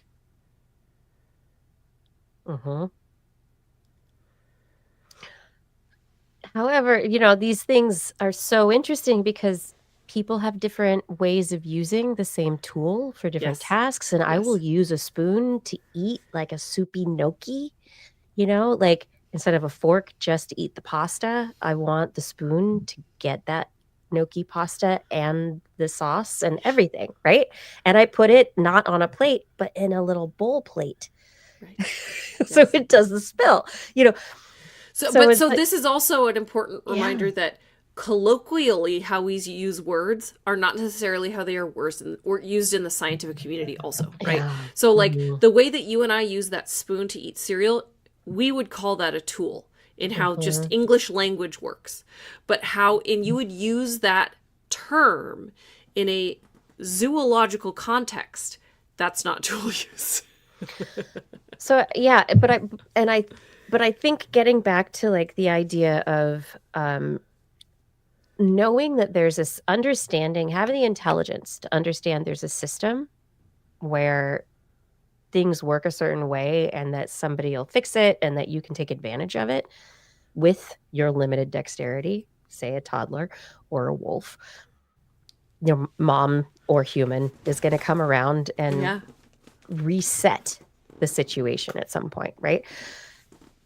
You don't have to know how to use the spoon, right? So as a Right. toddler, you're like, spoon, ah! It's just a thing, right? It is solving a puzzle. Ah. But at a certain point, your intelligence realizes that this spoon can be used to scoop dirt. It can be used to throw things, that it can be used in a multitude of ways. And so if it is simply taking advantage of a spoon in a bowl of cereal that's there, it is potentially just problem solving, Mm-hmm. Yep. right?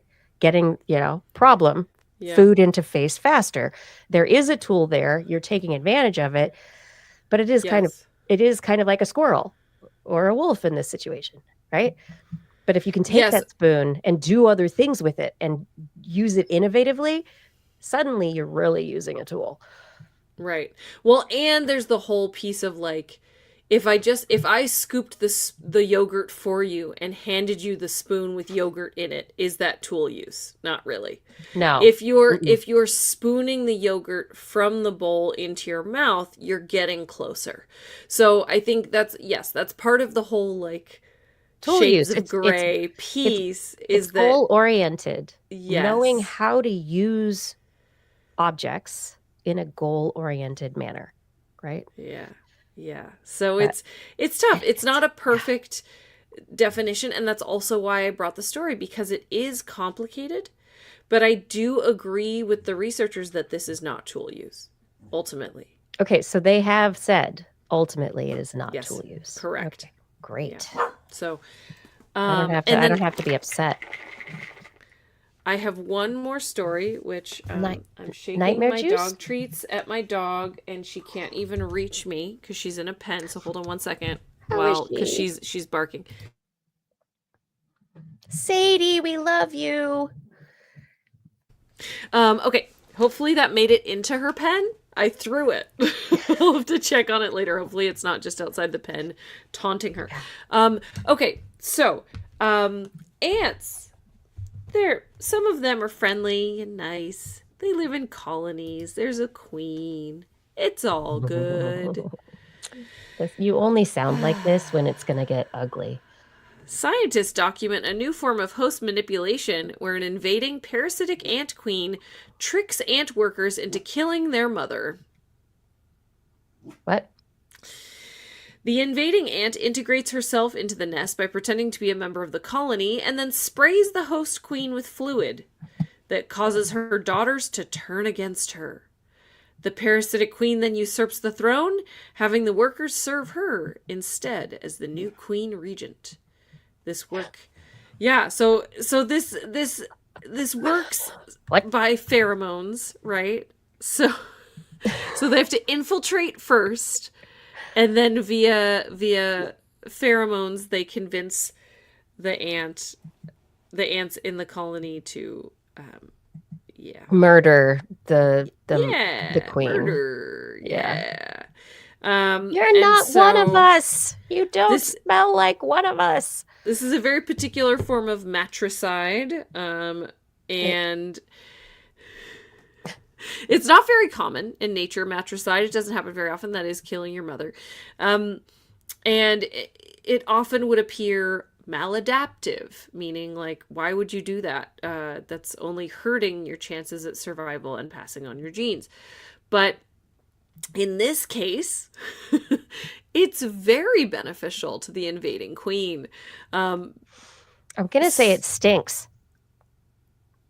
Yeah, but they're claiming that the offspring benefit from this matricide.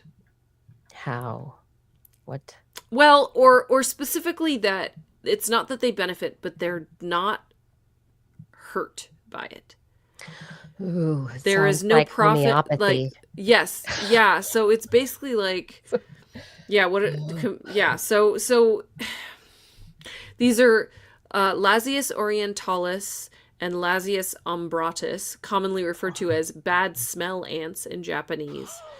Um, yeah, they show this infiltration model, and so that when the parasitic queen takes over, it doesn't really hurt any of the ants in the colony. They're fine, but Genetically? Like, now she's in charge. So she's that's in true, charge. actually. I would argue that it does hurt them. It hurts the colony because the Because, colony's an organism, right? right, because if you're looking at the ability for the original queen's genes to be passed on, which is why all of the worker ants are helping, is because they all share genes with the queen, so the queen's success equals their success. So I would argue you're right that it does hurt them because it reduces their ability to pass on their genes through a functioning queen. Yeah, it's a functioning queen, but it's not their match. That's so interesting that they've It's a taken this trick. kind of angle on it, that it doesn't adversely impact the colony, but it The does. colony continues, it keeps going, and there may be the opportunity for another queen who is more genetically matched. So, I mean, it's an interesting perspective actually, because this is like this sub level where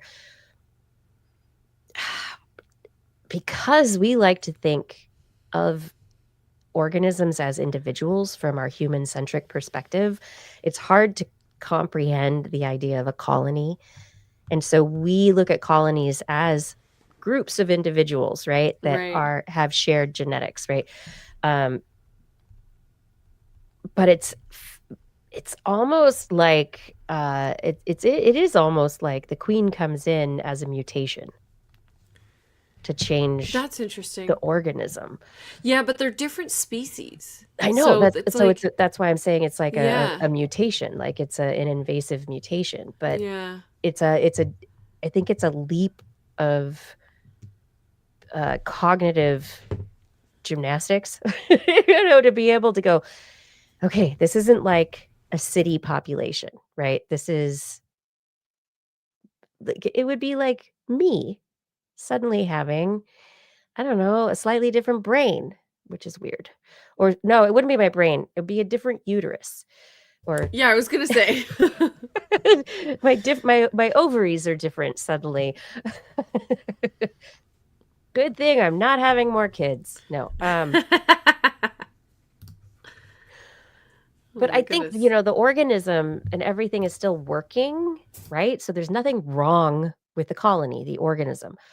But the ovary is changed, right? The thing that's in charge Right. of the reproduction is different. And so Yeah, it which will be different from that point forward. it almost feels more like the parasite that infects, like the parasitic wasp that like Yeah. injects eggs into the spider or whatever, and then like it keeps going until it gets eaten from the inside out. Like it almost feels more like that, Mhm. because you're promoting the reproductive success of a different species, and the Yep. colony continues living until it dies off, Yep. basically. Ugh. So I'd say as a colony, I think damage is done. Yeah, Like that's it. I The agree. individuals are not hurt, Yeah. but the colony is going to be impacted. But then you think about the story where we had like the weird genetic situation, right? Of like the one species taking over, and there was the cloning and crazy stuff. It's ants again, right? So the way ants get along with each other is it's really interesting. Individuality and ants are not things that should go in the same sentence. Yeah. Oh, goodness. Don't listen to that ant propaganda from Kiki. She wants you to conform, ants. Don't Rise listen. up, be different. Rise up for the ant queen. I'm the ant queen. I can't wait. I want to see like Maggie Simpson being the ant queen. But moving on from ants, colony animals are so fascinating because of the way that they interact with each other and the biology of that. But from a neuroscience perspective, I'm always interested in how brains work and how, what if we were a colony of ants? How would our brains manage that? I don't think it's an easy answer or an easy story. So I've been looking at stories this week related to brains and how we look at them. One story this week was related to our memories and how we remember stuff. And unfortunately, with diseases like dementia and Alzheimer's disease, as the disease progresses, you can have new memories produced of things that just happened, but people forget their friends and family. So the loss of social memory is something that happens, and it's such a sad progression. As you know, if you've ever dealt with a family member who has Alzheimer's disease and they don't remember who you are, and then suddenly they do remember who you are, they think you're somebody else, and then they're back to who you were. It's a very confusing experience. And so this study that was just published out of the University of Virginia, these researchers have looked in mice, as we do so often, at specialized structures that support the junctions between neurons, the synapses in neurons. These structures, they call them perineuronal nets, and it's like the glial cells and the other stuff that kind of fills in the space and manages and holds these synapses together that talk to each other. These perineuronal nets, they create, it's like a matrix around neurons, and they regulate neuronal plasticity. They really protect the synapses. They make sure that the neurons that fire together wire together. They're important. And these researchers looking at a model of Alzheimer's disease in mice, they had seen in previous research that there's an area of the hippocampus that's essential for social memory. This area of the hippocampus is called CA2. And so they focused on that. And what they found is that the perineuronal nets in CA2 deteriorate and degrade in an Alzheimer's-like situation in mice. They found when they gave what are called matrix metalloproteinase inhibitors, MMP inhibitors. These are also potential cancer drugs, which I think is really interesting. So it's like, what is going on here with these metalloproteinase inhibitors? They block the activity of enzymes, these metalloproteinases, that can dissolve perineuronal nets. And so they blocked them in the mice, and they found that their Alzheimer's disease model mice didn't have degradation of those perineuronal nets, and they also didn't lose the mouse social memory function that they should normally have. And the researchers say in this particular paper, or this report in Science Alert, in our research with mice, when we kept these brain structures safe early in life, so this is early in life, not later, the mice suffering from this disease were better at remembering their social interactions. So potentially when we're thinking about dementia and Alzheimer's disease and going back to like the first story at the top of the show related to metabolomics and the idea of preventative medicine, if we can understand genetic predisposition to diseases like Alzheimer's disease, if we can understand environmental influences and how they interact, and then look at signals in our metabolome and other signals that can indicate whether we are likely to get Alzheimer's disease potentially early in life before those perineuronal nets are even, there's no worry about them. They're fine. Everything's fine. But maybe you can do things to protect them early, understanding all the factors that go into it. And so if your family has a history of Alzheimer's disease, maybe you never will have to worry about it because you understand those kinds of pathways. So anyway, I thought this was cool, and I'm excited about it. Yeah. Save the structures that save our synapses. Wow. Yeah, so fingers crossed that this is able to make it out of the mouse research, that these metalloprotein inhibitors are able to be brought out of this research and into, human level stuff. I think it would be really cool.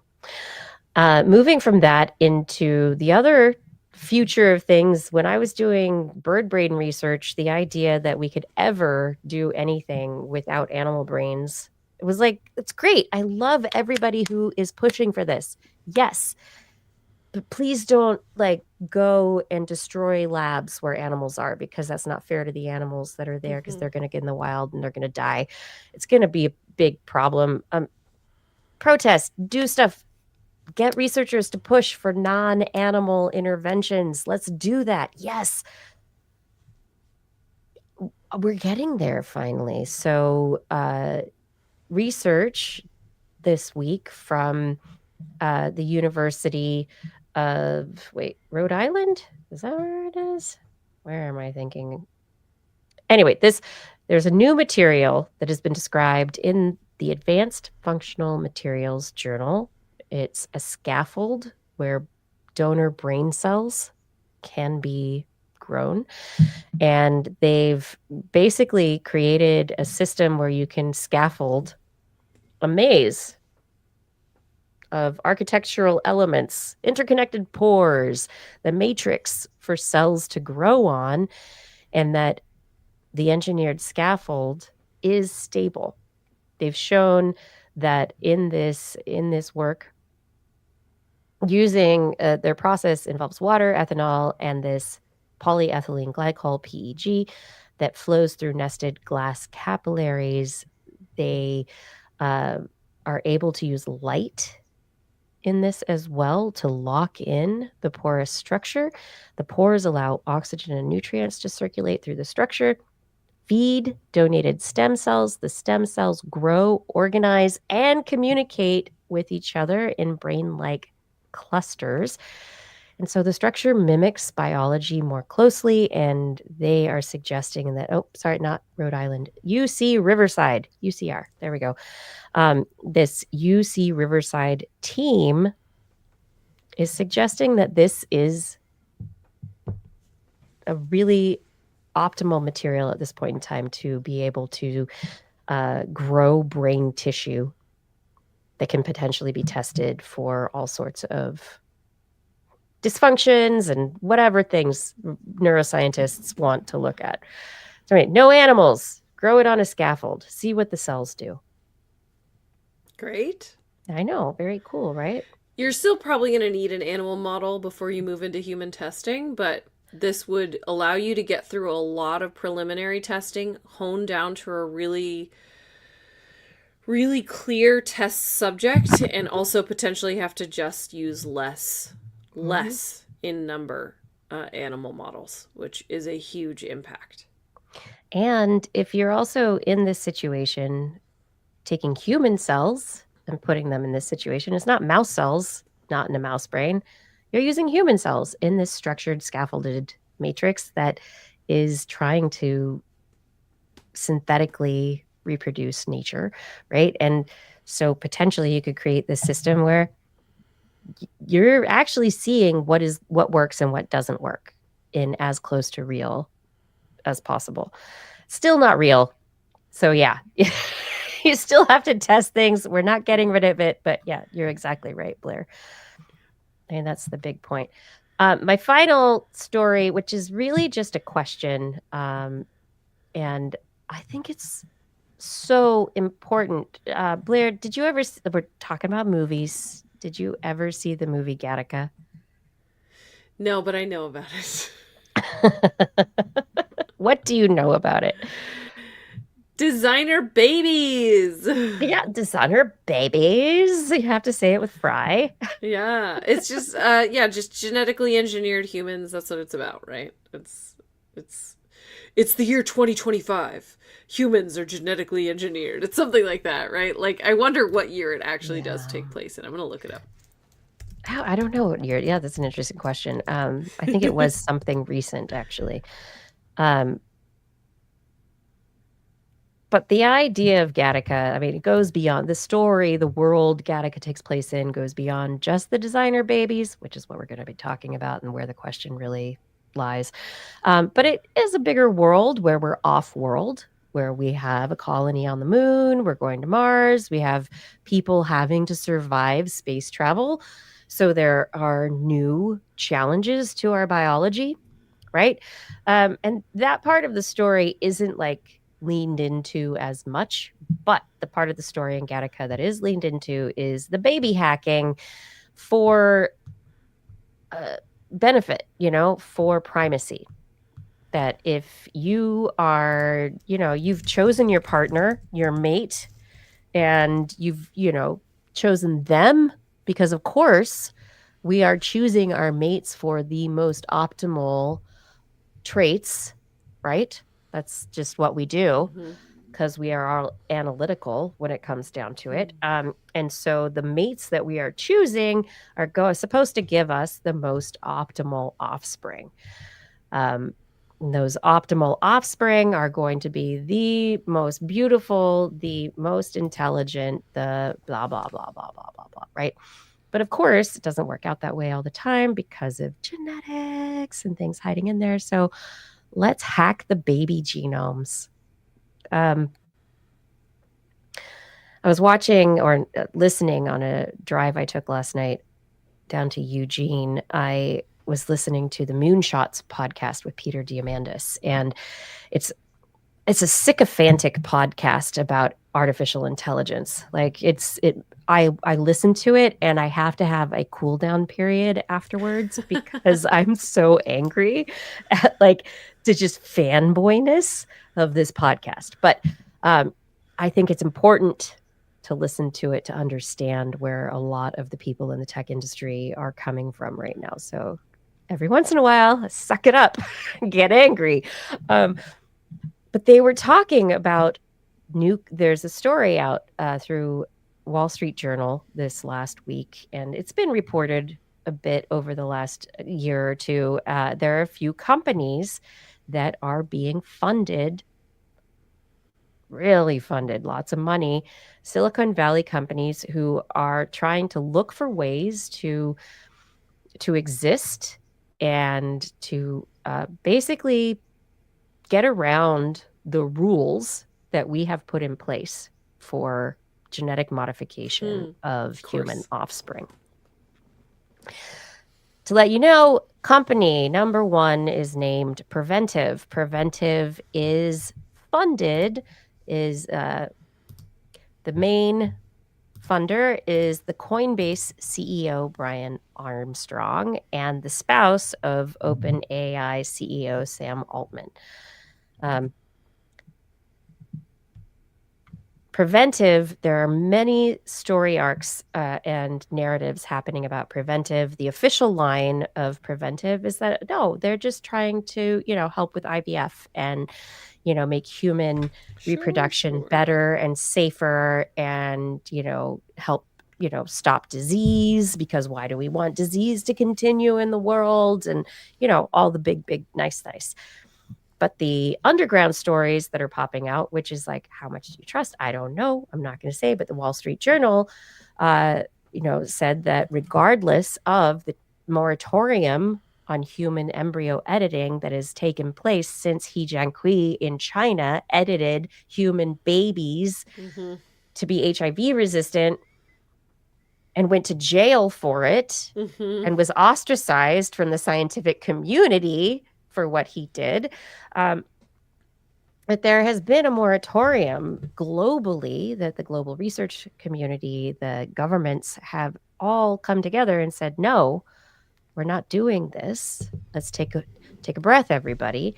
Meanwhile, Silicon Valley, Preventive is not the only company, but it is kind of a leader in this space because of the money and the people behind that money. Preventive, apparently for the last 6 months, has been working with a family to create a child in the United, and this is questionable as to whether or not it's in the United States, working to create a child born from a hacked embryo.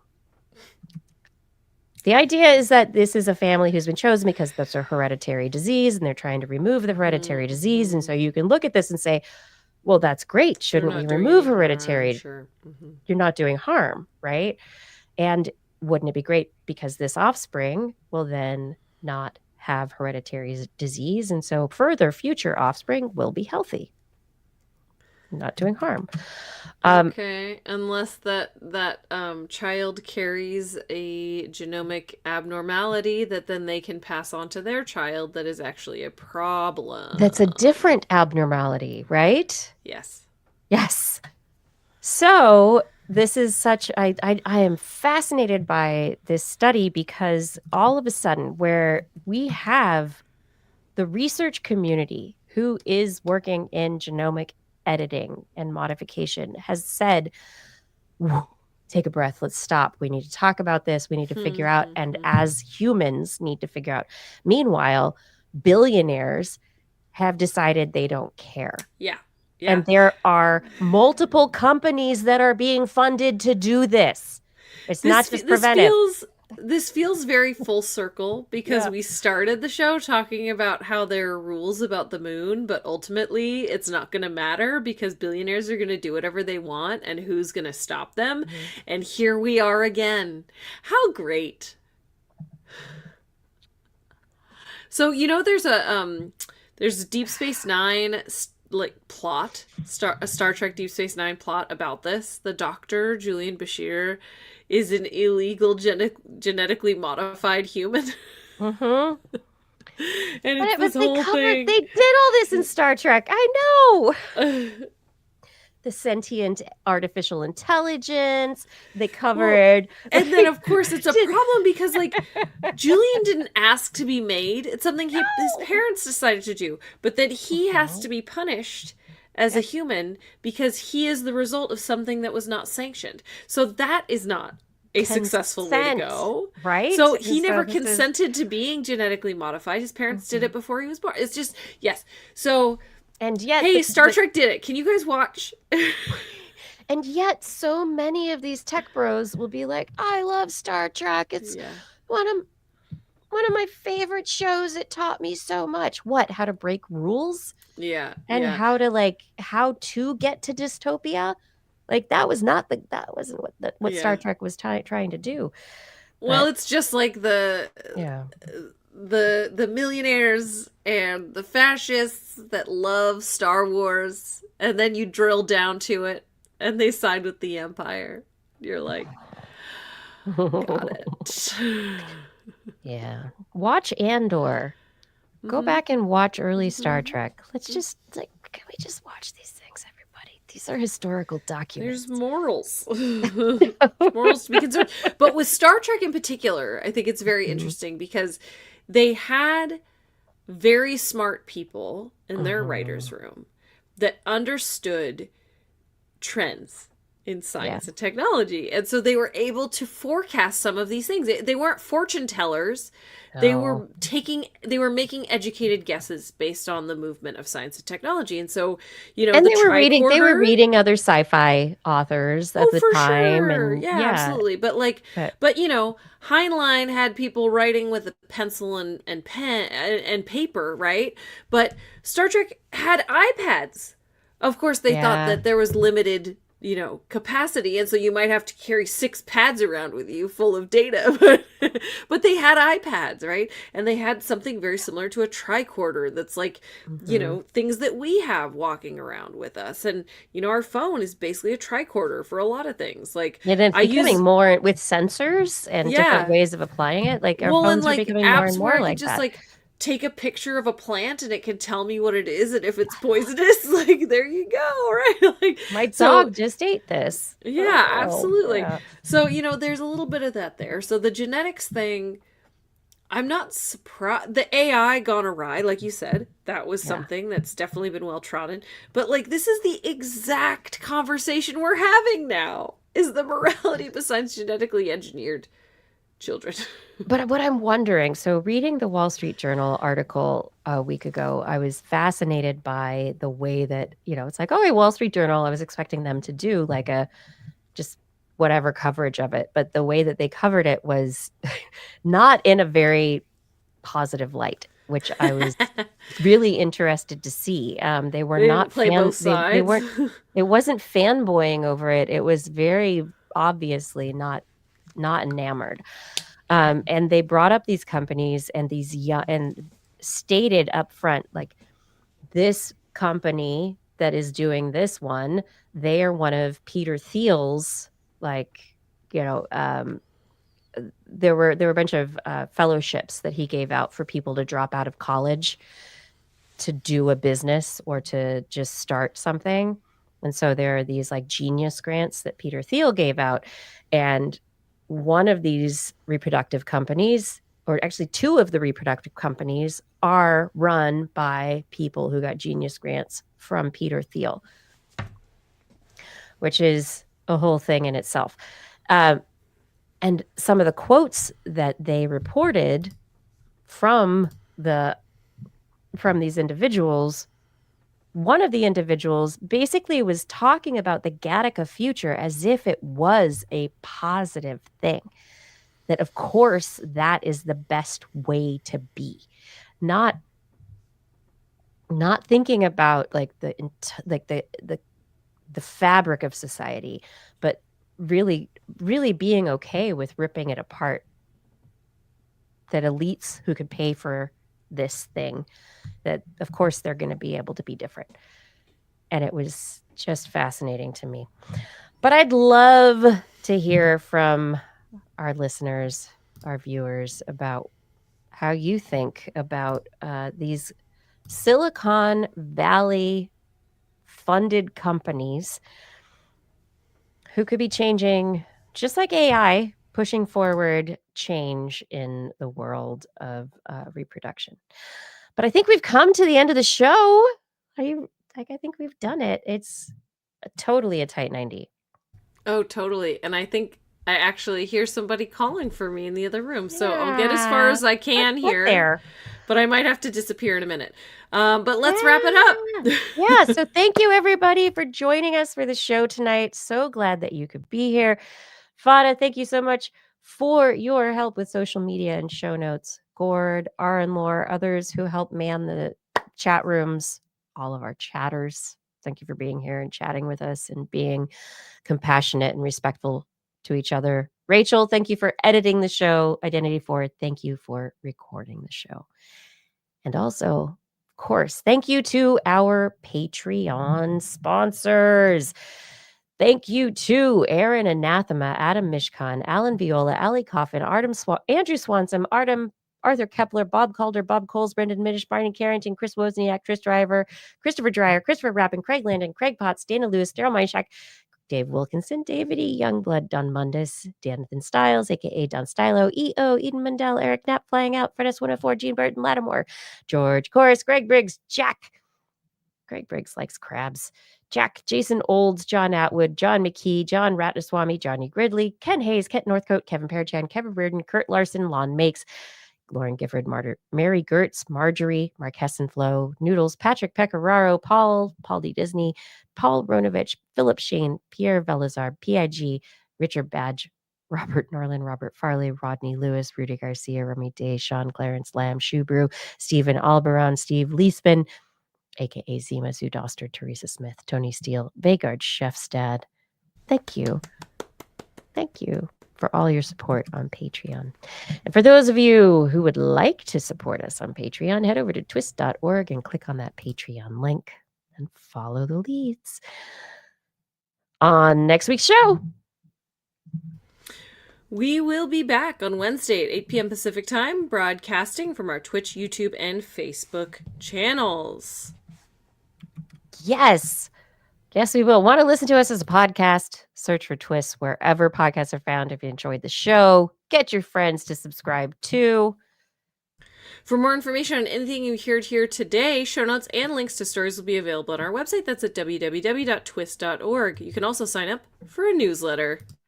And we love your feedback. If there's a topic that you'd like to send to us to cover or address, a suggestion for an interview, please let us know on one of our social media accounts if we're there.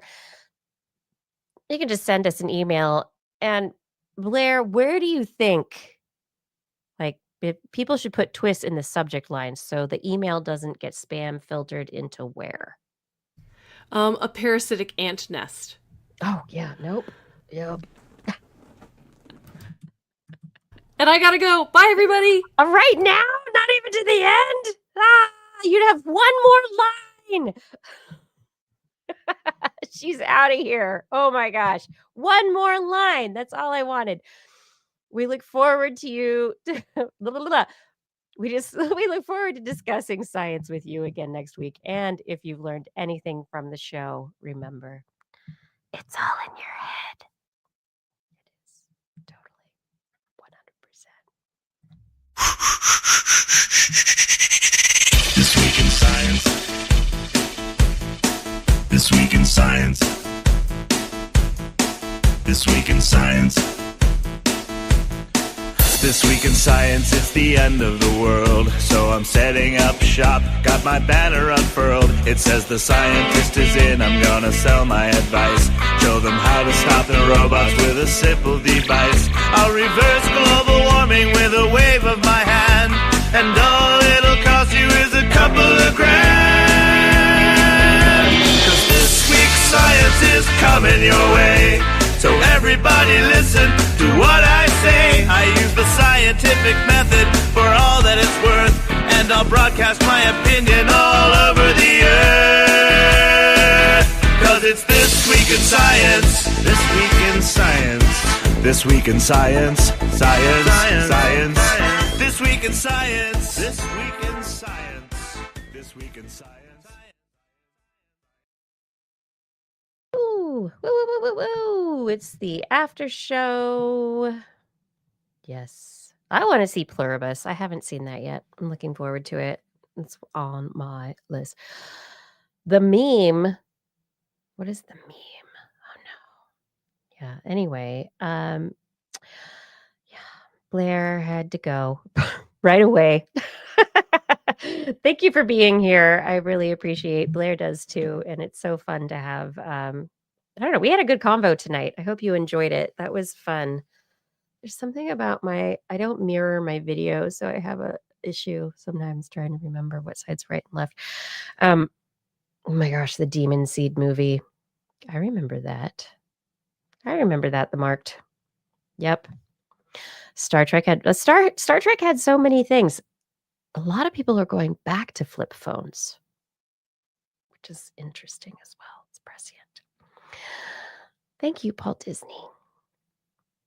Yeah, Gnome saying when AI and crypto get together, unethical companies are born. And so that's another question, which is,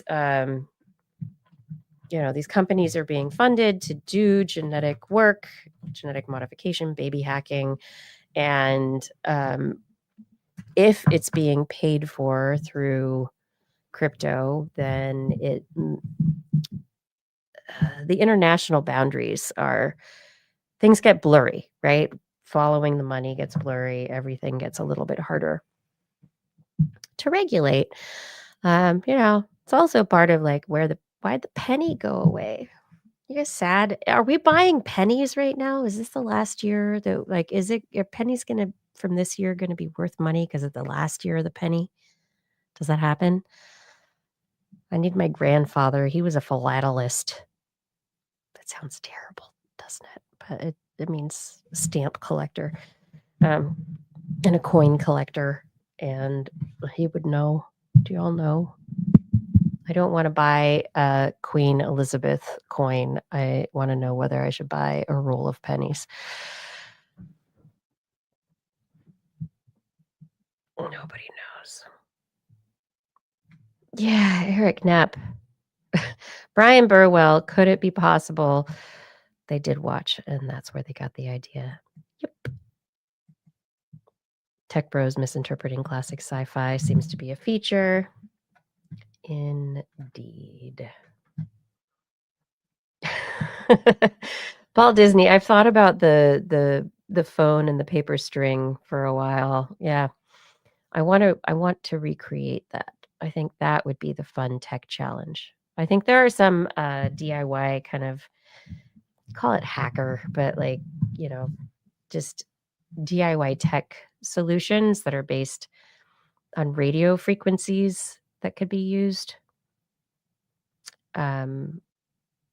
with flip phones, not like the modern phone, like for local emergency messaging. Like there are things that people are building out of Arduino and other things that are pretty cool. I keep wondering if I should build something. I don't know if my neighbors would technology. I don't know if I want to talk to my neighbors. I don't know. I like my next door neighbor. He's great. I don't know my other neighbors here though. That's good. Anyway, Blair went. We were over 90 minutes. I think we had a good long show. That was perfect. And I hope that you all have a great night. I hope that you're doing well. I hope that you're managing everything. Oh, thanks, Gnome Sane. You're funny.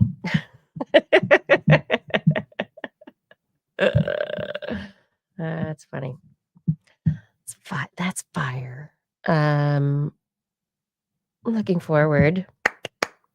I know you can get 100 pennies for $1. Buy pennies. Collect. I mean, this is like the time of the year or the time of the penny life cycle where maybe like count your pennies. Take the advice right now. I know. I'm gonna go to bed. I think that's a good idea. Doop doop doop. I keep myself going sometimes, and sometimes I should just go to bed. All right. I'm tired. Are you tired? I've been tired today. Hopefully, I will sleep well tonight, and I hope that you will sleep well tonight as well. Good night. And what do I say right now? Yes. I'll see you next week. Blair and I will be here next week. We're going to do a truncated show. It's not going to be this long. This was a good long show, so I hope you enjoyed it. Next week is going to be very short and sweet. Hopefully, it'll be a lot of fun for you, and I'm sure, I don't know, I'm looking forward to it. So a little something next week for TWIS Giving. So I hope that we do see you there. And in the meantime, stay well, stay healthy, because I know right now there are a lot of reports I'm following that flu season is fast and up big in the UK and other places. US, it's starting to hit, but in the southern hemisphere this last year, it was a big one. It was fast, it hit hard, and it took a while for it to taper off. So this is the year, really. If you are not a flu vaccine person, because you're like, whatever. Like, this year is a flu vaccine year, you guys. Like, get out there, get your vaccine.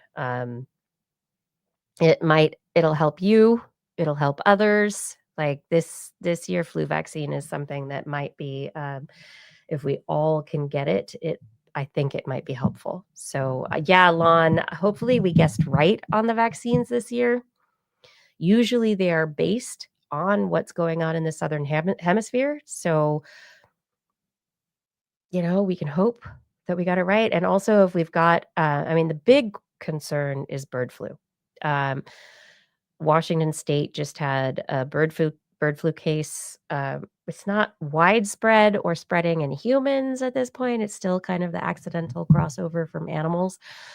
Um, but it is the kind of thing where if we have the vaccines that cover a lot of those N1 variables, then we might be more likely to have resistance. So, yeah, saved by the Aussies. Yeah, no, I'm saying we take so much Southern Hemisphere stuff for granted. We really should not. Just saying. So, stay safe. Stay safe? No. Stay safe. Stay healthy. Get your vaccines. Come on, I'm gonna do it too. This week is the week. And, yeah, be healthy. You might have a little ouchies and not feeling good for the vaccine results, but long run, hopefully it will help you be healthier and like more resistant to the stuff that's coming. So if you are Northern Hemisphere, all you Aussies can ignore me right now. If you're Northern Hemisphere, just right now, go, let's take care of that. And the COVID vaccine. And if you can get RSV, get RSV. Winter is coming. Let's take care of ourselves. Let's be healthy. Because if we're healthy, then maybe we sleep well. Sleeping well keeps us even more healthy. And then our mental health is better. That's all better. So stay curious. Stay lucky.